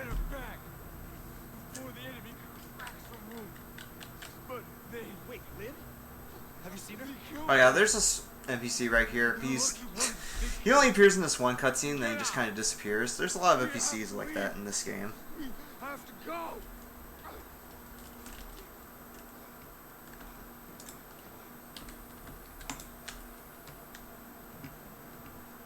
Yeah, when I said that, I meant like it's with VSync turned off. It's like if you run VSync on, it caps it at 60. And this is the section where having the Chinese text saves time, because Blake and Jessica's ghost are gonna type to each other on these computers. And if you have the Chinese text, the messages print a lot faster. So that's why we play on Chinese. It's just for this one cutscene here.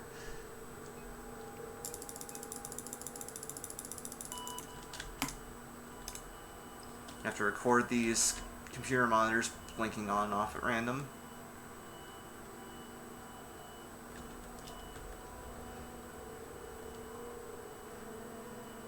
Yeah, the engine caps to the refresh rate. It's kind of dependent on game to game, because I think the engine is just capped to the refresh rate by default, but I may be wrong. Because I've had some Unreal Engine games where you can, like, change FPS caps without having to change the refresh rate. It's really strange. Did I miss the note right before this? I don't think I did. No, I didn't. I got the note. I can show you, but I got the note. How the fuck do I get out of here? Yeah, see? I got the note. No, I got the note. It's alright. I double checked in the menu there, but yeah, I got the note. We have another section in about 10 minutes or so where we can check anyway. So if I did miss something, we'll know for sure then. Yeah, as I said, Alexis is a top-level runner of this game, so she's kind of my advisor that'll help me keep track of the collectibles throughout the run. Just to be sure they don't miss anything. Because I'm the guy playing the game, so I might miss a few things here and there while I'm concentrating on going fast. There's another collectible here, which is this document on this table. The documents, by the way, are, again, supposed to give you tidbits of the story, but they're in Chinese right now, so you can't understand them anyway. There's this enemy. I'm gonna dodge here by just running to the side. I can't do it right now, though, because if I went up the stairs while this guy was on the stairs, he would instant kill me, so I have to wait till he gets to the bottom of the stairs there before I attempt the dodge. It's actually kind of rude there. He got in my way, so I got hit twice. It's fine, though, because we'll still have enough movement speed to get away from him. Something to know about health, by the way, is that you do have the lower movement speed if you have lower health. So it's important to manage your health throughout the entire run. For the most part, you don't have to worry about it because you can just reload a checkpoint to regain health, but in cases like that, you don't reload a checkpoint for a bit after potentially getting hit, so if you do get hit there, you kind of just have to take it and hope you don't get hit again. Because with those guys, I believe it's the same thing as Marta, where you get hit 3 times, and if you get hit a 4th time, you die.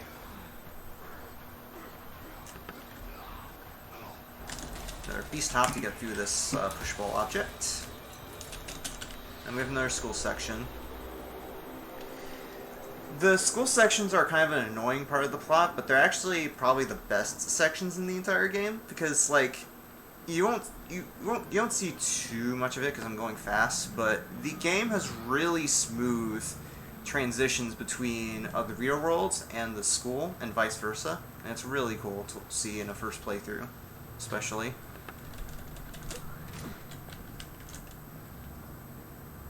Also, I did get this game. I did say this game was going to get pretty graphic, so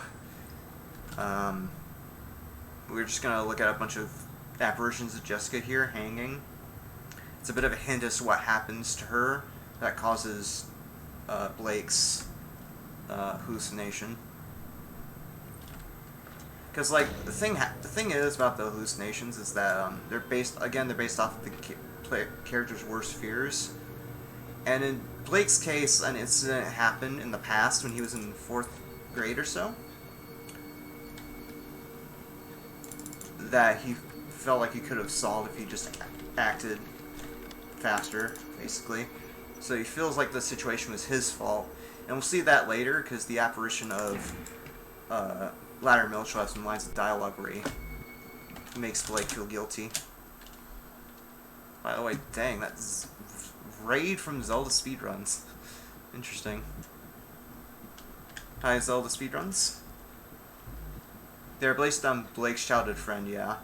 Without going too deep into it, Ladder Milch, who is that apparition we've seen a few times. Ooh, I might have actually gotten lost here.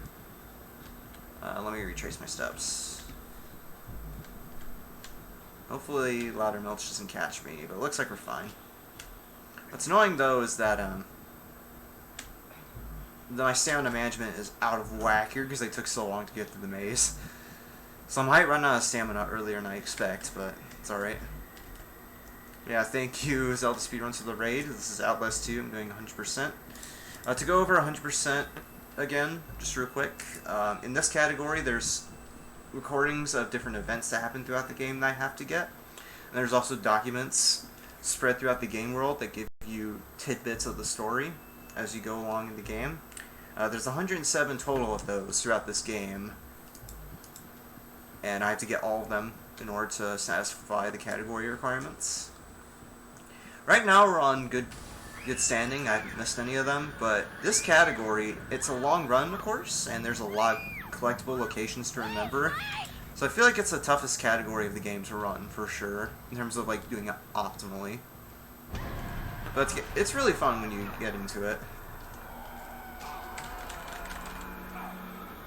Because like you're doing all these movement tricks and everything throughout the whole run.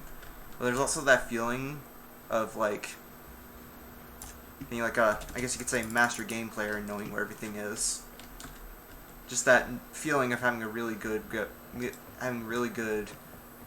knowledge about the game, I guess. Like just that feeling of like keeping track of the collectibles throughout the whole run. It's stressful, but it's a fun kind of stressful in a way. Because you're balancing doing all these movement tricks and such, and managing all these collectible locations. It's what makes 100% really fun for me, and why it's my main category to run when I run Outlast 2. Yeah, we have a quick second. Sorry, go ahead. No, you can go. Just wanted to thank everybody who came in from Zelda Speedruns. We are here to help a charity. We're here to help Heartland Animal Shelter. They are a no-kill shelter that was formed in 2002 in the Chicagoland area. They helped save 979 animals last year, and they helped find homes for 1,002 dogs and cats. They're looking forward to saving even more lives this year. And you can help out by typing !donate. That goes to our Tiltify link. Or if you'd rather send them donations directly, you can do !wishlist, and that will bring you to their Anytime wish list. If you go ahead and hit !donate, though, you can put in something for me to possibly read, and that's always fun. So Yeah. Thank you all very much. Yeah. I definitely say support Heartland. As a cat lover, I definitely recommend supporting the cause. Well, I love both cats and dogs, but cats particularly. So I do a quick trick there. You're supposed to trigger Ladder Milch appearing there by going in the stalls, but you can just prone, go in one of the stalls, and then immediately back out, and that triggers Ladder Milch a bit quicker. Because throughout this entire section, Ladder Milch is chasing you, but you can do that little time save to speed it up a bit. Something else to mention about stamina optimization that I haven't talked about yet is that even if you're really low on stamina, you still run faster upstairs if you're holding the run button. I'm not positive, but I believe while you're running upstairs, stamina doesn't deplete. So you can like eke out a little bit of stamina that way by just keeping that in mind. I'm going to get off the sledge as soon as possible by pressing crouch.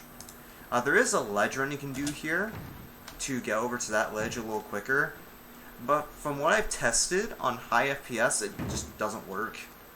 Because I think what happens is you're not able to stick onto the ledge as well if you run a higher FPS because of what I talked about before, about the game detecting hitboxes more often at higher frame rates.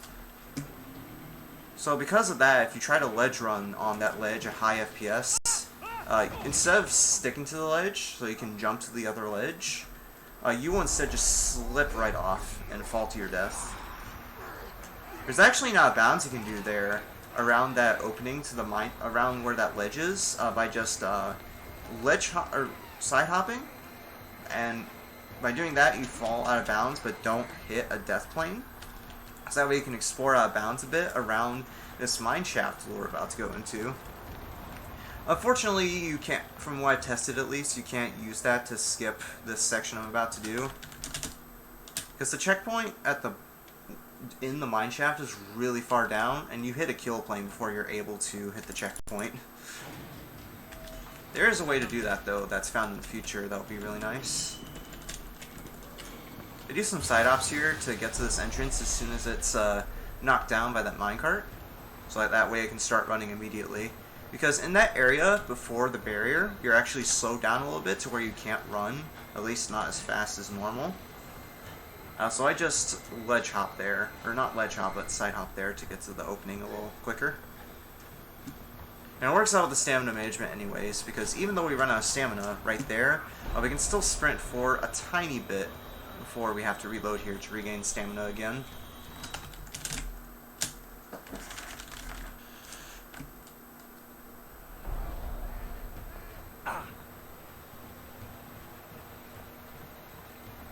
Yeah, one last run here. Now we're on to my least favorite part of this entire run, which is the mines. Because, as I said earlier, this is kind of the point where...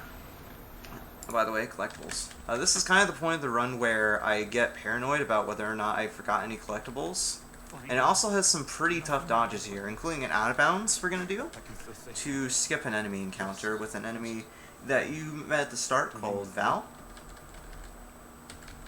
Just going to do a quick collectible check here.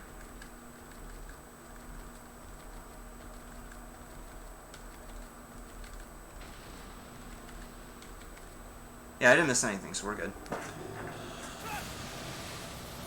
As well, moving through the mines optimally is actually pretty tough, because there's a lot of tight corridors here, and I think if you run too tight around corners, you still are able to sprint, but you slow down a tiny bit. It's very small, but it is noticeable.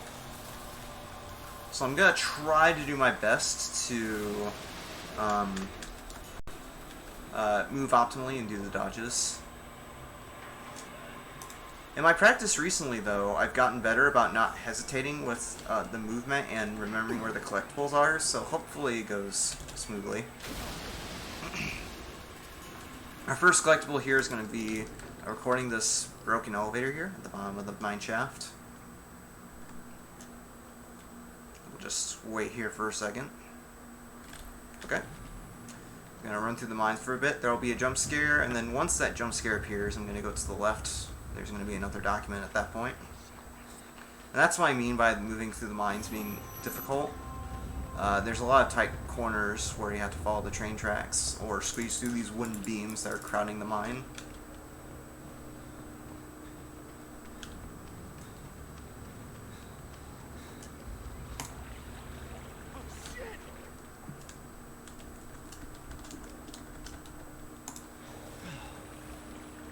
There's a small skip I'm going to try to do here where I side hop into this opening to skip climbing the ladder. Nah, I grabbed the ladder partway down, but we at least skipped part of the ladder. Good enough for me. And also, don't worry about that enemy, he's fake, so we can just run past him without any worry. Oh goodness, not that song, man.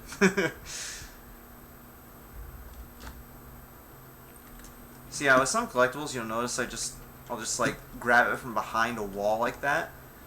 In order to record these events, you don't have to look directly at the thing. You just have to be in a certain range of the event in order to record it. So even though I was like standing behind the pillar there, I was still able to record that event. There's this enemy that's gonna drop down here. I'm just gonna follow behind him while crouching in order to avoid him. Just like this. If you get too close to him, he aggroes onto you, and he instant kills you. So I just wait until he goes behind the door there, and then I know it's safe. Alright, so this is the first tough dodge. After I get this recording, I'm going to trigger an enemy to chase after me, which I'm going to reload off of to get him in a more favorable spot. And I'm going to do a very specific set of movements in order to get past not only this first enemy that's going to appear, but the second enemy after that that's going to appear at this opening here. And this is by far the toughest dodge in the game. This will probably take me quite a few tries to get, so if I get this first try, it's going to be so hype. Alright, so I'm going to first dodge past this guy by sliding once he appears on screen. And I'm going to extremely tight dodge to get past the second guy. Oh man, I think I had it there, and then he like insta-gibbed me. What a guy. It's okay, second try's the charm. We'll get it this time, I promise. Hopefully. First time, every time. Yeah, exactly. First try every time.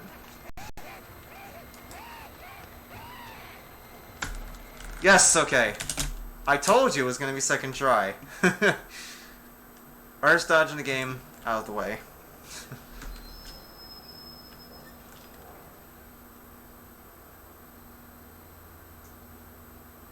I just have to record that. I think it's dead. What's a dead baby in the minecart? No morbid, but it's not the most morbid thing in the game, as you'll see later.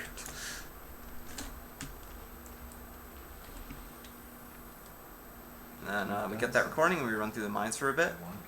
Around here is another document, so I'm going to go ahead and grab that. I feel like the mines is actually the best part of the section, best section of the game as far as eliciting fear in the player. Because we had the like cornfields earlier, which were kind of more out in the open, and so you had less of a fear getting caught. But in the mines in particular, it's a lot more claustrophobic because there's a lot of sections like this where you're moving around in very tight spaces, so it feels a lot more, it elicits a feeling of claustrophobia in the player a lot more prominently. There's even a section later on where Val's going to chase us while we go through very tight crawl spaces. So that'll be fun to see. Speaking of Val, we're going to have a cutscene with her in a second. And then right after this cutscene, we're going to do an out of bounds to skip an enemy encounter we would normally have with her, which saves a very annoying puzzle. I always get hit by that fire when I loop around this point where the recording is. It's kind of tough to avoid. Okay. Got that recording, so now we'll go here.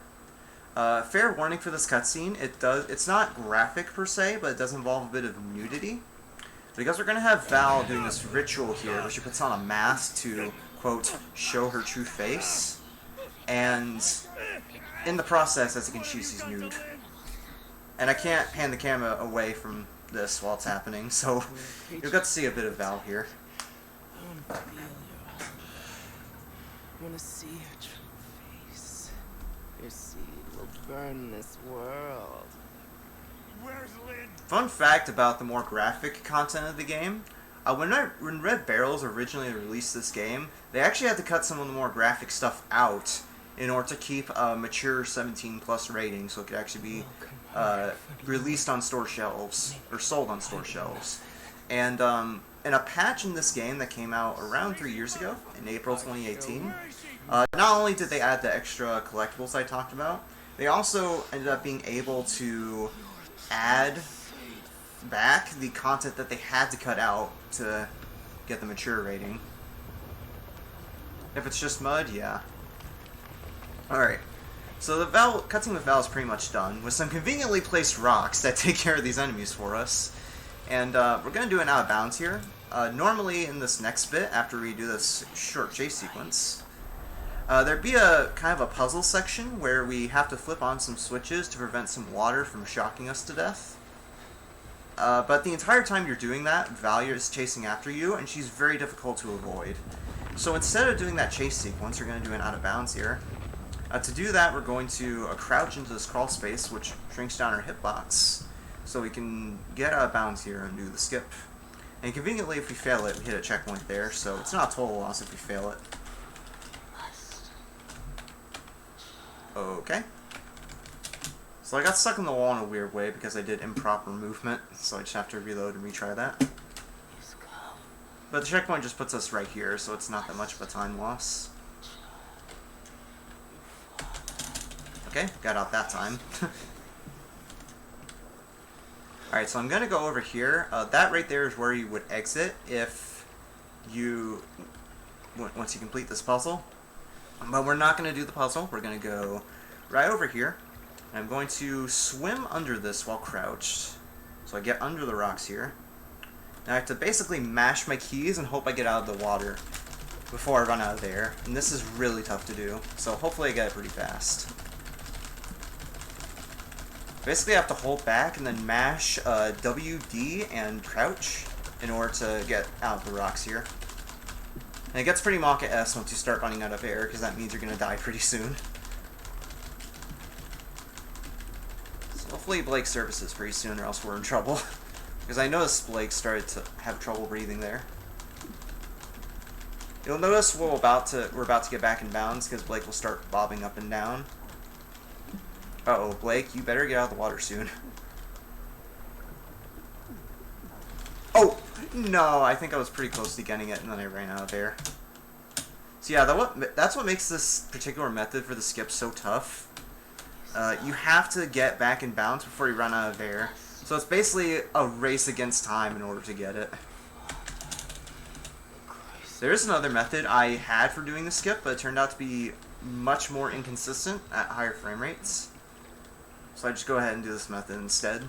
It works a lot better, but there's also a danger to it, as you saw there, because you can die while doing it. So I'm going to try again.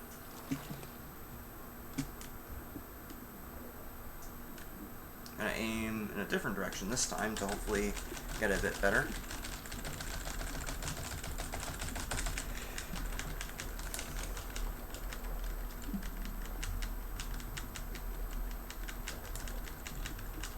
I saw him bobbing down there. We're about to get it. Oh, I saw Blake go above the rocks. I think we're about to get it. Come on, buddy. You can do it. Yes, we're through. Okay, finally. So yeah, we're through the water there, and we're past the sparks that we would have to disable by pressing the switches. And conveniently, as soon as we get up, we get a checkpoint there that we can just reload off of. We're gonna do a B-stop to get through this cart. Oh my god, I got stuck. Okay. The cart is stuck, so I have to retry that. I've actually never seen that before, where the cart gets stuck like that. That's interesting. So yeah, what I'm trying to do here is B-stop through this cart and grab it. Because I want to get ahead of this cart and flip the switch before the cart gets to the bottom. But like, I keep getting stuck on the cart here while trying to do it, which is really odd. I think I might have been doing it at the wrong angle. That might be better. That was much more straight there. There we go, that's better. The cart's not going along the track? Are you serious? I've never had problems with this trick before. This is going a little awry here.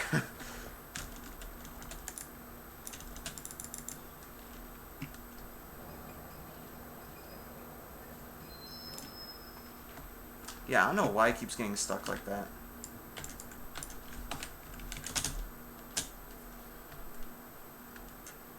Maybe I should try holding A as I push the cart, and I'll avoid it getting stuck.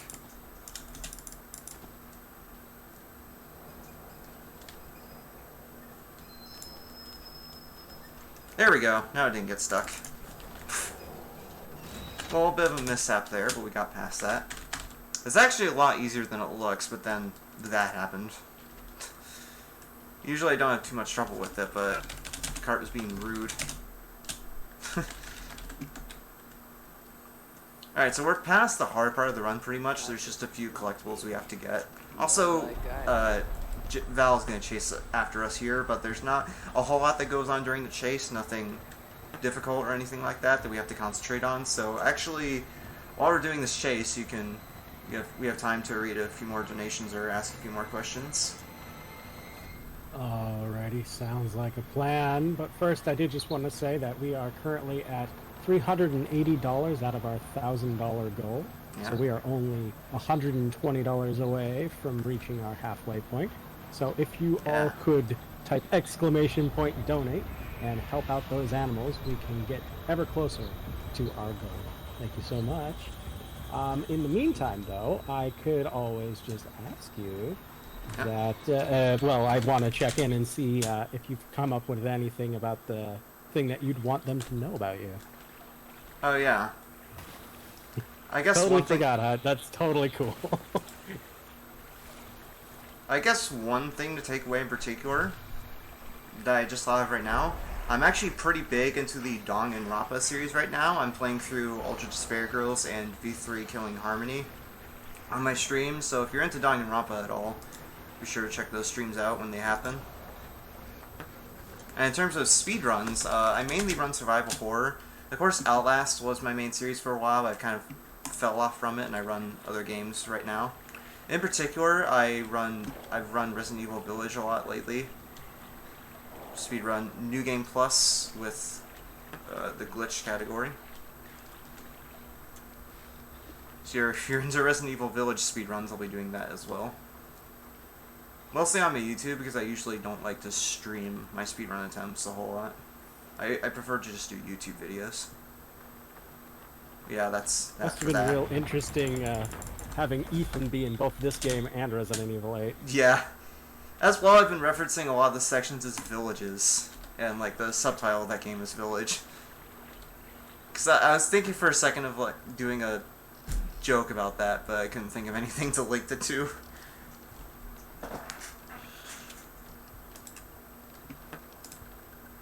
Danganronpa funny? Yeah. It's a murder mystery game, but it has a more of a cartoony feel to it more than anything. It's still a pretty good game, though. Because, like, it is a murder mystery, so there's a lot of points where I was surprised at the outcome of a class trial, for example. A lot of good moments there. A lot of funny dialogue, too.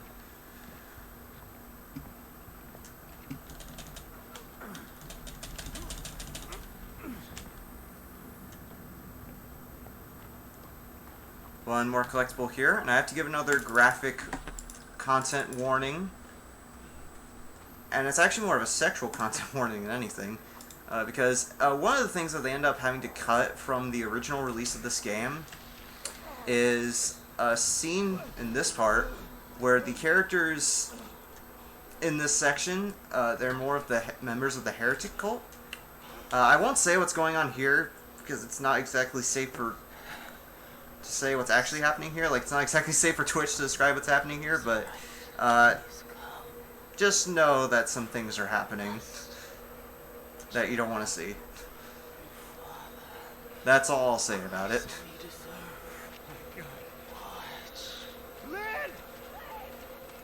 And I'm proning here because it's a little faster than just stumbling through this section like you would normally.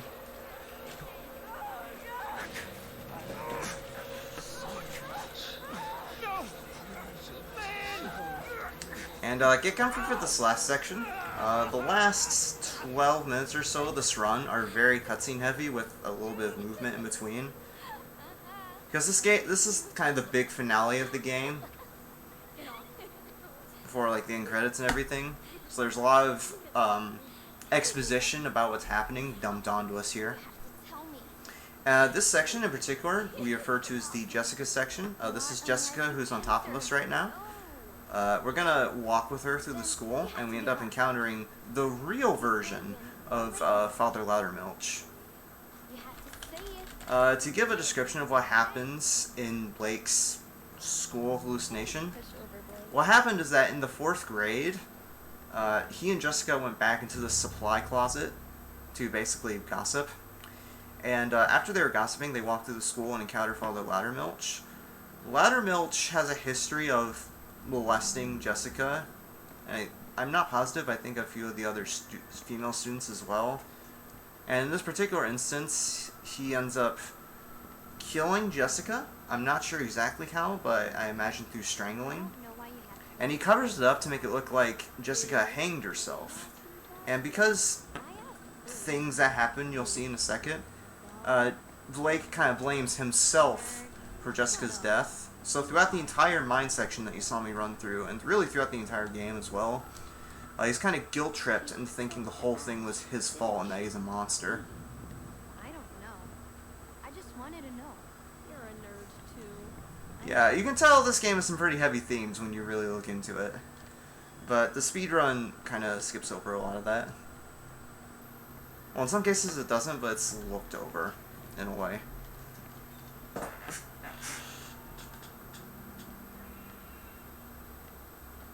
They got some nice sections here, like there's this dark hallway that we walk through.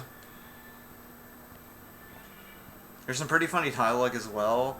Like at one point during this cutscene, which I think it already happened, but at one point during that walk, Jessica and Blake call each other nerds. Sure. Fitting given my username, but there's that. Why do you want to come over? I don't know. Sage personified, pretty much. Yeah, lying is really nice in this bit. But yeah, here's Father Loudermilch. The actual Father Loudermilch, not the ghostly distortion that we saw before. I'm sorry, Father Loudermilch. He catches us walking through the school late at night, so he's gonna give us a little talk here. And it's the, like, I know this is supposed to be a serious climax in the story, but it's actually kind of funny, because you'll see when Jessica, or not Jessica, but Loudermilch talks to us face to face here, he does some really odd head movements, so I want you to take note of that. Misbehaving? Do I need to call your parents?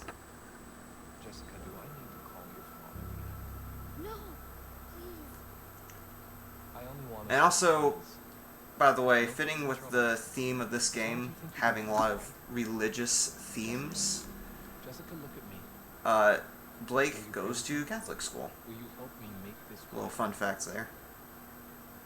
Why don't you go along? So that's why I've seen a lot of crosses and everything all around the school. Did I interrupt something between you two? It wasn't like that. Then what did you want? You won't say? No. Take note of his head, the way his head bobs right here. It's really odd. And what you want is very wrong. Go home and pray. Yeah, Loudermilch isn't exactly the best of people. Blake, Because please. he, like, masks Jessica's death up as, like a cover-up. He covers up Jessica's death and makes Blake feel bad for it, even though he didn't have any Everything's stake okay. in her death whatsoever. You can leave, young man. Walk away. Like, the only thing he did was walk with her through the school. He didn't actually do anything to cause her to die. Interesting fun fact about this section as well. Unlike the rest of the game, you have infinite stamina here. So thankfully no save and exit tricks or anything like that to add extra load times to the run. Around when I pass this pillar, just go scream there, and that's your cue to turn around and go back the same way you came. Also, Jessica is really loud there. Jessica's really loud there, so I apologize, headphone users.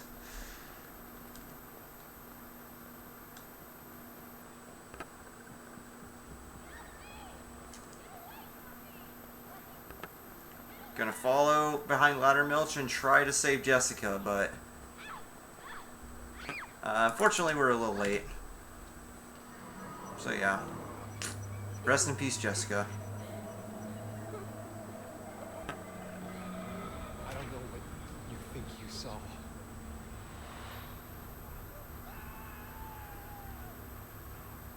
Yeah. We were a little late there, but it's alright. We can still finish the game. There's a mini chase section here where the villagers there chase us through the mines. And we're gonna have a hard fall at the top of this hill here. I'm gonna save and exit to skip that.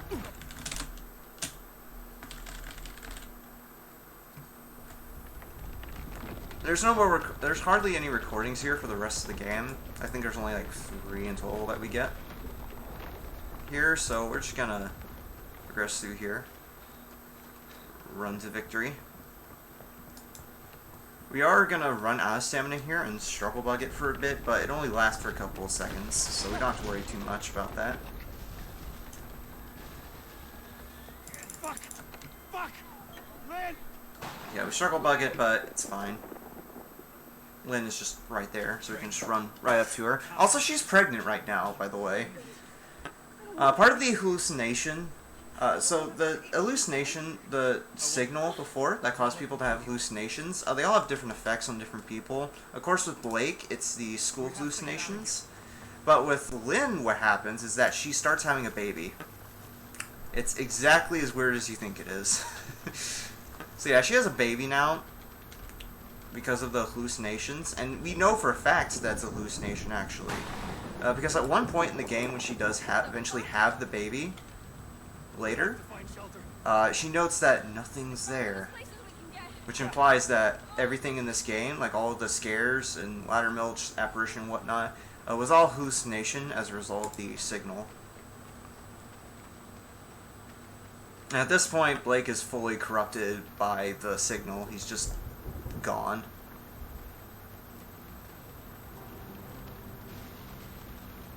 Which makes the ending of this game kind of disappointing because it ends on a really ambiguous note. You'll see what I mean when we get there. It's too dangerous. And I did say this section has a lot of cutscenes. It's not really the longer ones like we saw with the chapel, for example.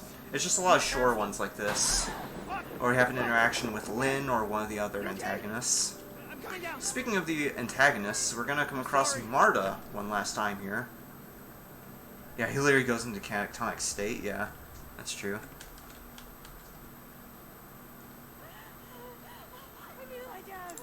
Back here. So we're gonna go on this bed here so Lynn can rest while she tries to have her baby. But our rest is gonna get cut short because you'll see down that hallway that Marta isn't quite done with us and she's gonna chase us here. Shit. Come on. Come on. That, very nice scream there, Marta. Appreciate it. So we're gonna run through this hallway. Actually, the path that you take in this hallway is dictated by like if you look in certain directions when you go past these doorways, where the rubble falls depends on where you were aiming your camera on either of those two doorways. So if you just aim at that second, so we just go ahead and trigger that second rubble straight away by looking at that particular doorway.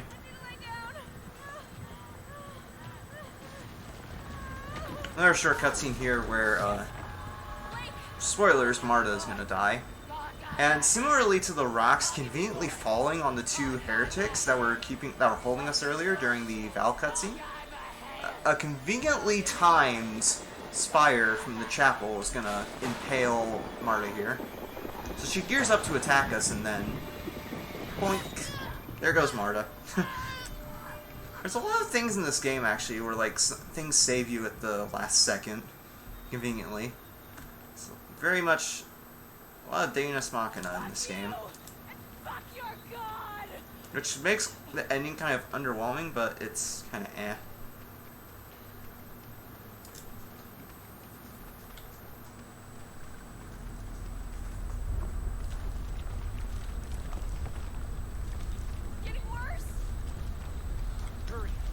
Some trees are going to get burnt down here. It can be kind of confusing to figure out where to go when the lightning happens, but you just have to turn to the left here and follow the light, and you'll go to where you need to go.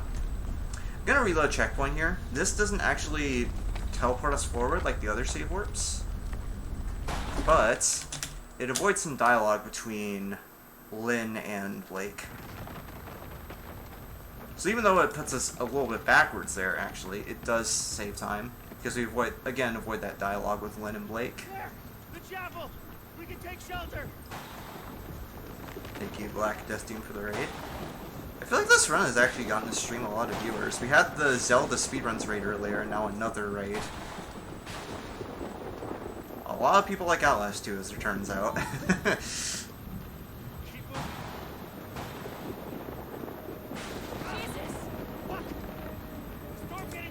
So yeah, there's 2 recordings, I believe, left until the end of the run, so we're almost there. Normally, at the end of a run, I would check the collectible count after I complete the run, but for the sake of not having to watch this upcoming series of cutscenes again, I'm just going to do the collectible count once I get the very last collectible. Another graphic content warning for this cutscene. So, of course, Lynn's pregnant, and she's been having labor pains while we go through this chapter. And she's finally going to have her baby here. And it shows her up close. It shows like an up close of Lynn as the baby comes out. So definite graphic warning there, just so people know. Pretty much Super Boo. Pretty much. I know, baby, I know. You can do this, okay? Just keep breathing. Because there's a lot of things it does good, but there's also a lot of things that it does bad. That kind of dampens the experience a little.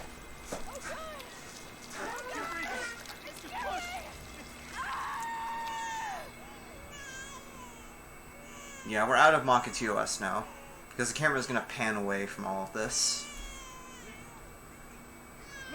This is what you signed up for, by the way, by accepting the game, but all the graphic stuff is over with now.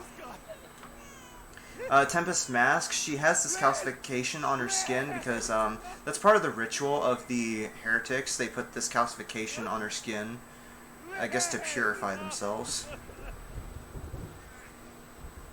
Not sure the exact word, but I think that's the reason. But unfortunately, because of the stress of the birth on her body, she dies here. So rest in peace, Lynn. Prediction result is no. Yeah, looking at my splits here, we're not getting sub 206 in-game time for sure. Some more cutscenes here. We're gonna hold our baby for a second, and also this is where Blake completely goes.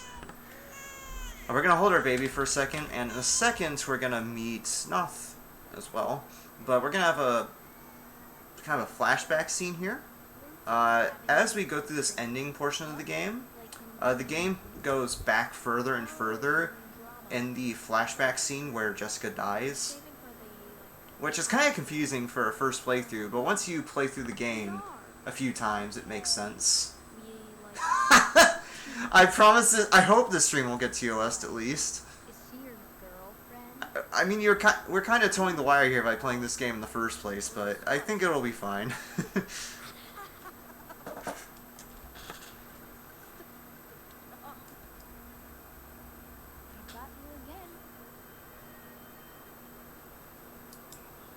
See, what happens here is that he goes on this long speech about how he's killed every last one of his citizens.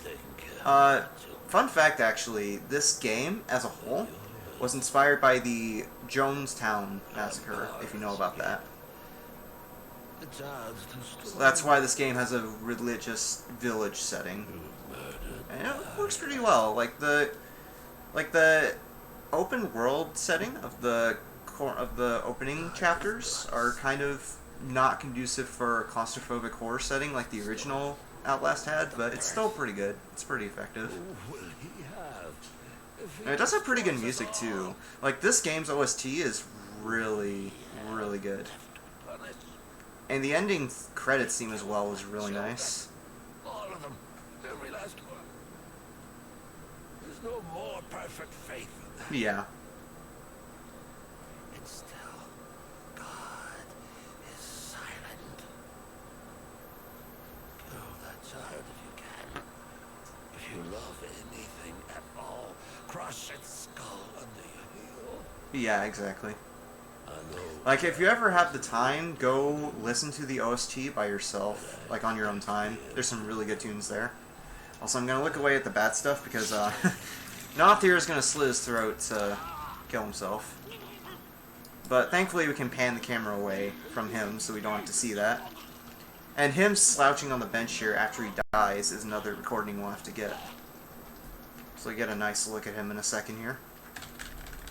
And also, during this last section, the game actually disables your ability to run. You can only walk here.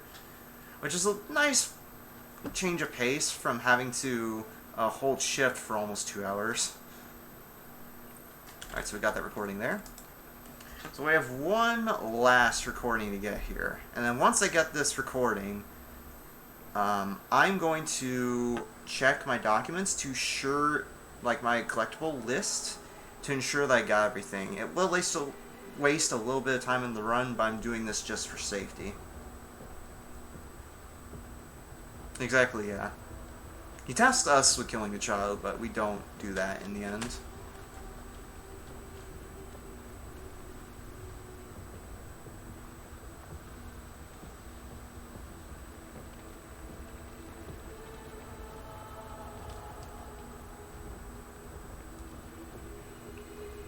So yeah, the last recording is we have to record that well with a pile of bodies around it, so I'm just going to prep my camera beforehand so I can get the recording as soon as possible.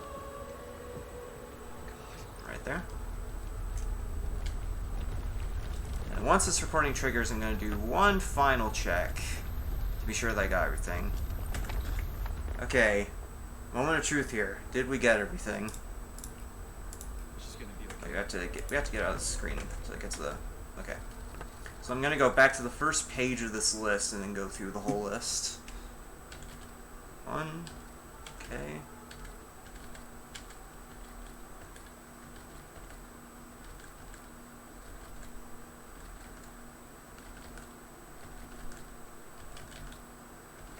Looks good so far.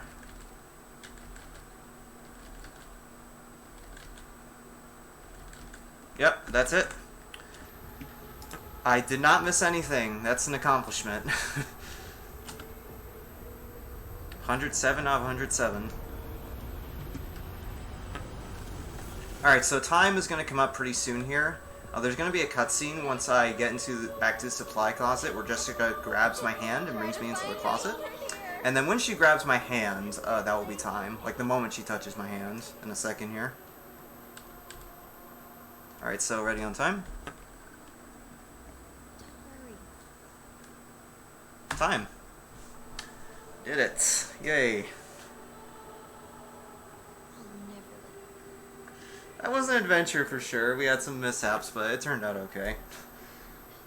Because, like, for anyone who's curious, by the way, that was 2:14:16 in-game time without loads. What was the real time on that, though? Hey, so, before I reveal that, I just want to mention that I am standing in for Playful. Alright. And with that said, 2 hours, 19 minutes, 11 seconds. Nice, just barely underestimate. That's really good. Absolutely. Yeah. GG on that one. Like, honestly, I blame a lot of that time loss on like the Val skip death, mishaps of the ledge earlier in the first chapter, and all that. But other than that, it was fine, I think. Just some minor mishaps here and there.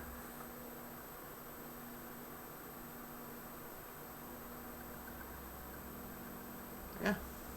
Is there... I know we probably want to get ahead to the next game, because I was getting pretty close to estimate there, but do you have any last-minute questions or things you want to mention?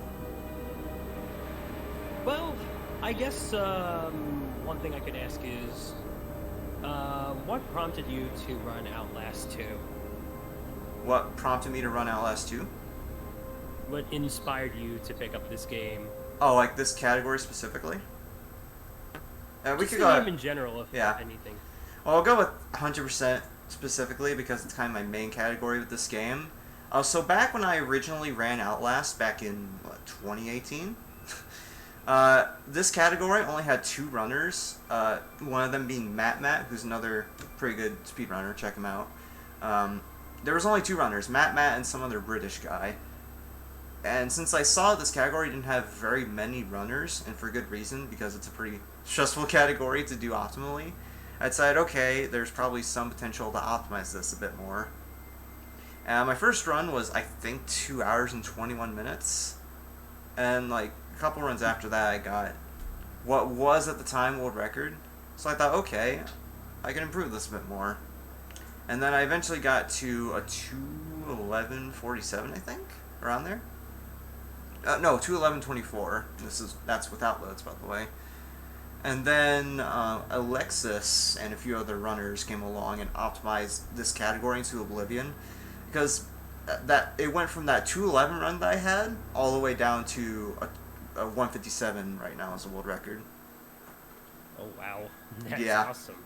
Yeah, a lot of there's been a lot of optimizations and tricks and stuff added to both this category and any percent, but I focus particularly on this category because like any percent is kind of but with Outlast with 100% there's a lot more potential for optimization and movement.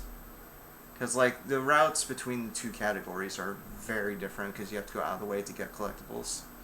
So I prefer to run this category as opposed to any percent because of that. Sounds good. Yeah. All right, well, if you'd like to do any last-minute plugs, and that'll be it. Yeah, well, I think that question I just answered was about the last thing I had in mind. Right. Any last shout-outs, though? Otherwise... I think I have a couple. I mentioned Alexis a few times during the run. She has the world record right now at a 1:57:34. I also want to shout out Finath and